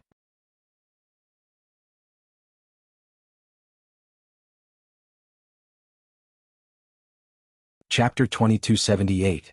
After the dinner service ended, Meg and his family of 4 had a family meeting while having hot pot. Amy, Hope School and Chaos School will be opening in a few days. Which school do you want to go to? Meg asked as he placed the cooked duck intestine into Amy's bowl. Amy leaned forward and blew on the duck intestine. She suddenly looked up and asked, "Is school starting again?" The little fellow had been learning magic with Crassus and Julian these few days, which meant that classes had started earlier. However, the school hadn't officially started yet. Yes. Meg nodded. Teacher Luna won't be going to Chaos School anymore, right? Amy asked again. Teacher Luna is the principal of Hope Academy now. She has a lot of things to do, so she won't be teaching mathematics at Chaos School anymore. Meg nodded with a smile. However, she will continue to be a teacher at Hope School. Then, Amy thought seriously for a while before saying, "I want to go to Hope School. I like Teacher Luna's classes." If you go to Hope Elementary, Daphne and Ignatsu won't be your classmates anymore, Meg reminded her. It's okay. I can play with them after school, Amy said with a smile. Also, Jessica will be going to Hope School too, and there will be many friends I used to know. Will be very interesting. All right. I will go to Chaos School tomorrow and help you with the transfer procedures. Meg nodded. He respected the child's choice. However, Crassus and Julian were taking up Amy's time like crazy, so she probably wouldn't have time to study normally this semester. Hope School's learning progress started from literacy, so it wouldn't affect Amy's learning progress. At most, Amy could make up for it in the future. And do you want to go to school? Irina asked Anne. Anne, who was taking small bites of the beef, was taken aback. She quickly swallowed the beef in her mouth and looked expectant. However, she quickly pointed to her throat and shook her head. Meg frowned. He could tell that Anne was looking forward to going to school, but she was reluctant because she couldn't speak. Meg and Irina had tried many times to find a cure for Anne's inability to speak, but to no avail. The system couldn't give the exact reason either. It could only attribute it to the fact that Anne was separated from the Great Old One, and ordinary methods wouldn't work. There were no vocal organs in Anne's body, so she couldn't form any sound. Meg had originally planned to ask the system to find a speaker for Anne from a high-level civilization, the kind that could be directly installed and used. However, due to She's appearance, this plan was shelved. The printing machine could still be explained by digging it out, but it was a high-grade sound generator, and it was even connected and used. This was very difficult to explain. Now Meg had changed his mind. He planned to build a good relationship with She first, then try to get a speaker from her. The Ancient Ones' technology was so advanced, so their medical standards must be very high. It shouldn't be difficult to get a speaker. And I can sign you up first. If you're willing to go to class, then go. If you're not, you can wait until we treat your throat. Meg looked at Anne and said with a smile. And thought about it and nodded. It's no big deal that you can't speak. Many people have mouths but they never speak human words. How can they compare to our little and who's beautiful, kind, and good at drawing? Irina patted Anne's head lovingly and said proudly. Yeah, drawing is a very powerful form of expression, Meg agreed. If Sister Anne goes to school, you'll be very popular with your classmates. You're so good at drawing. Everyone will admire you, Amy said with her little head nodded. The smile on Anne's face became more confident, but she still didn't make it clear that she wanted to go to school. After eating hot pot, the two children chased Ugly Duckling to play outside the restaurant. Meg and Irina sat in front of the floor-to-ceiling window, warming themselves by the fire and listening to the melodious music. Does Hope School still need teachers? Irina asked. Why? Do you want to be a teacher too? Meg tilted his head and looked at Irina's side profile. If I become a teacher, I don't know if I should teach them how to use a folding chair or a magic caster staff. Irina smiled. I think the folding chair is a very powerful weapon. It's worth promoting, Meg said seriously. There are still many outstanding talents among the Night Elves. If Hope School needs them, I can let them try to be teachers.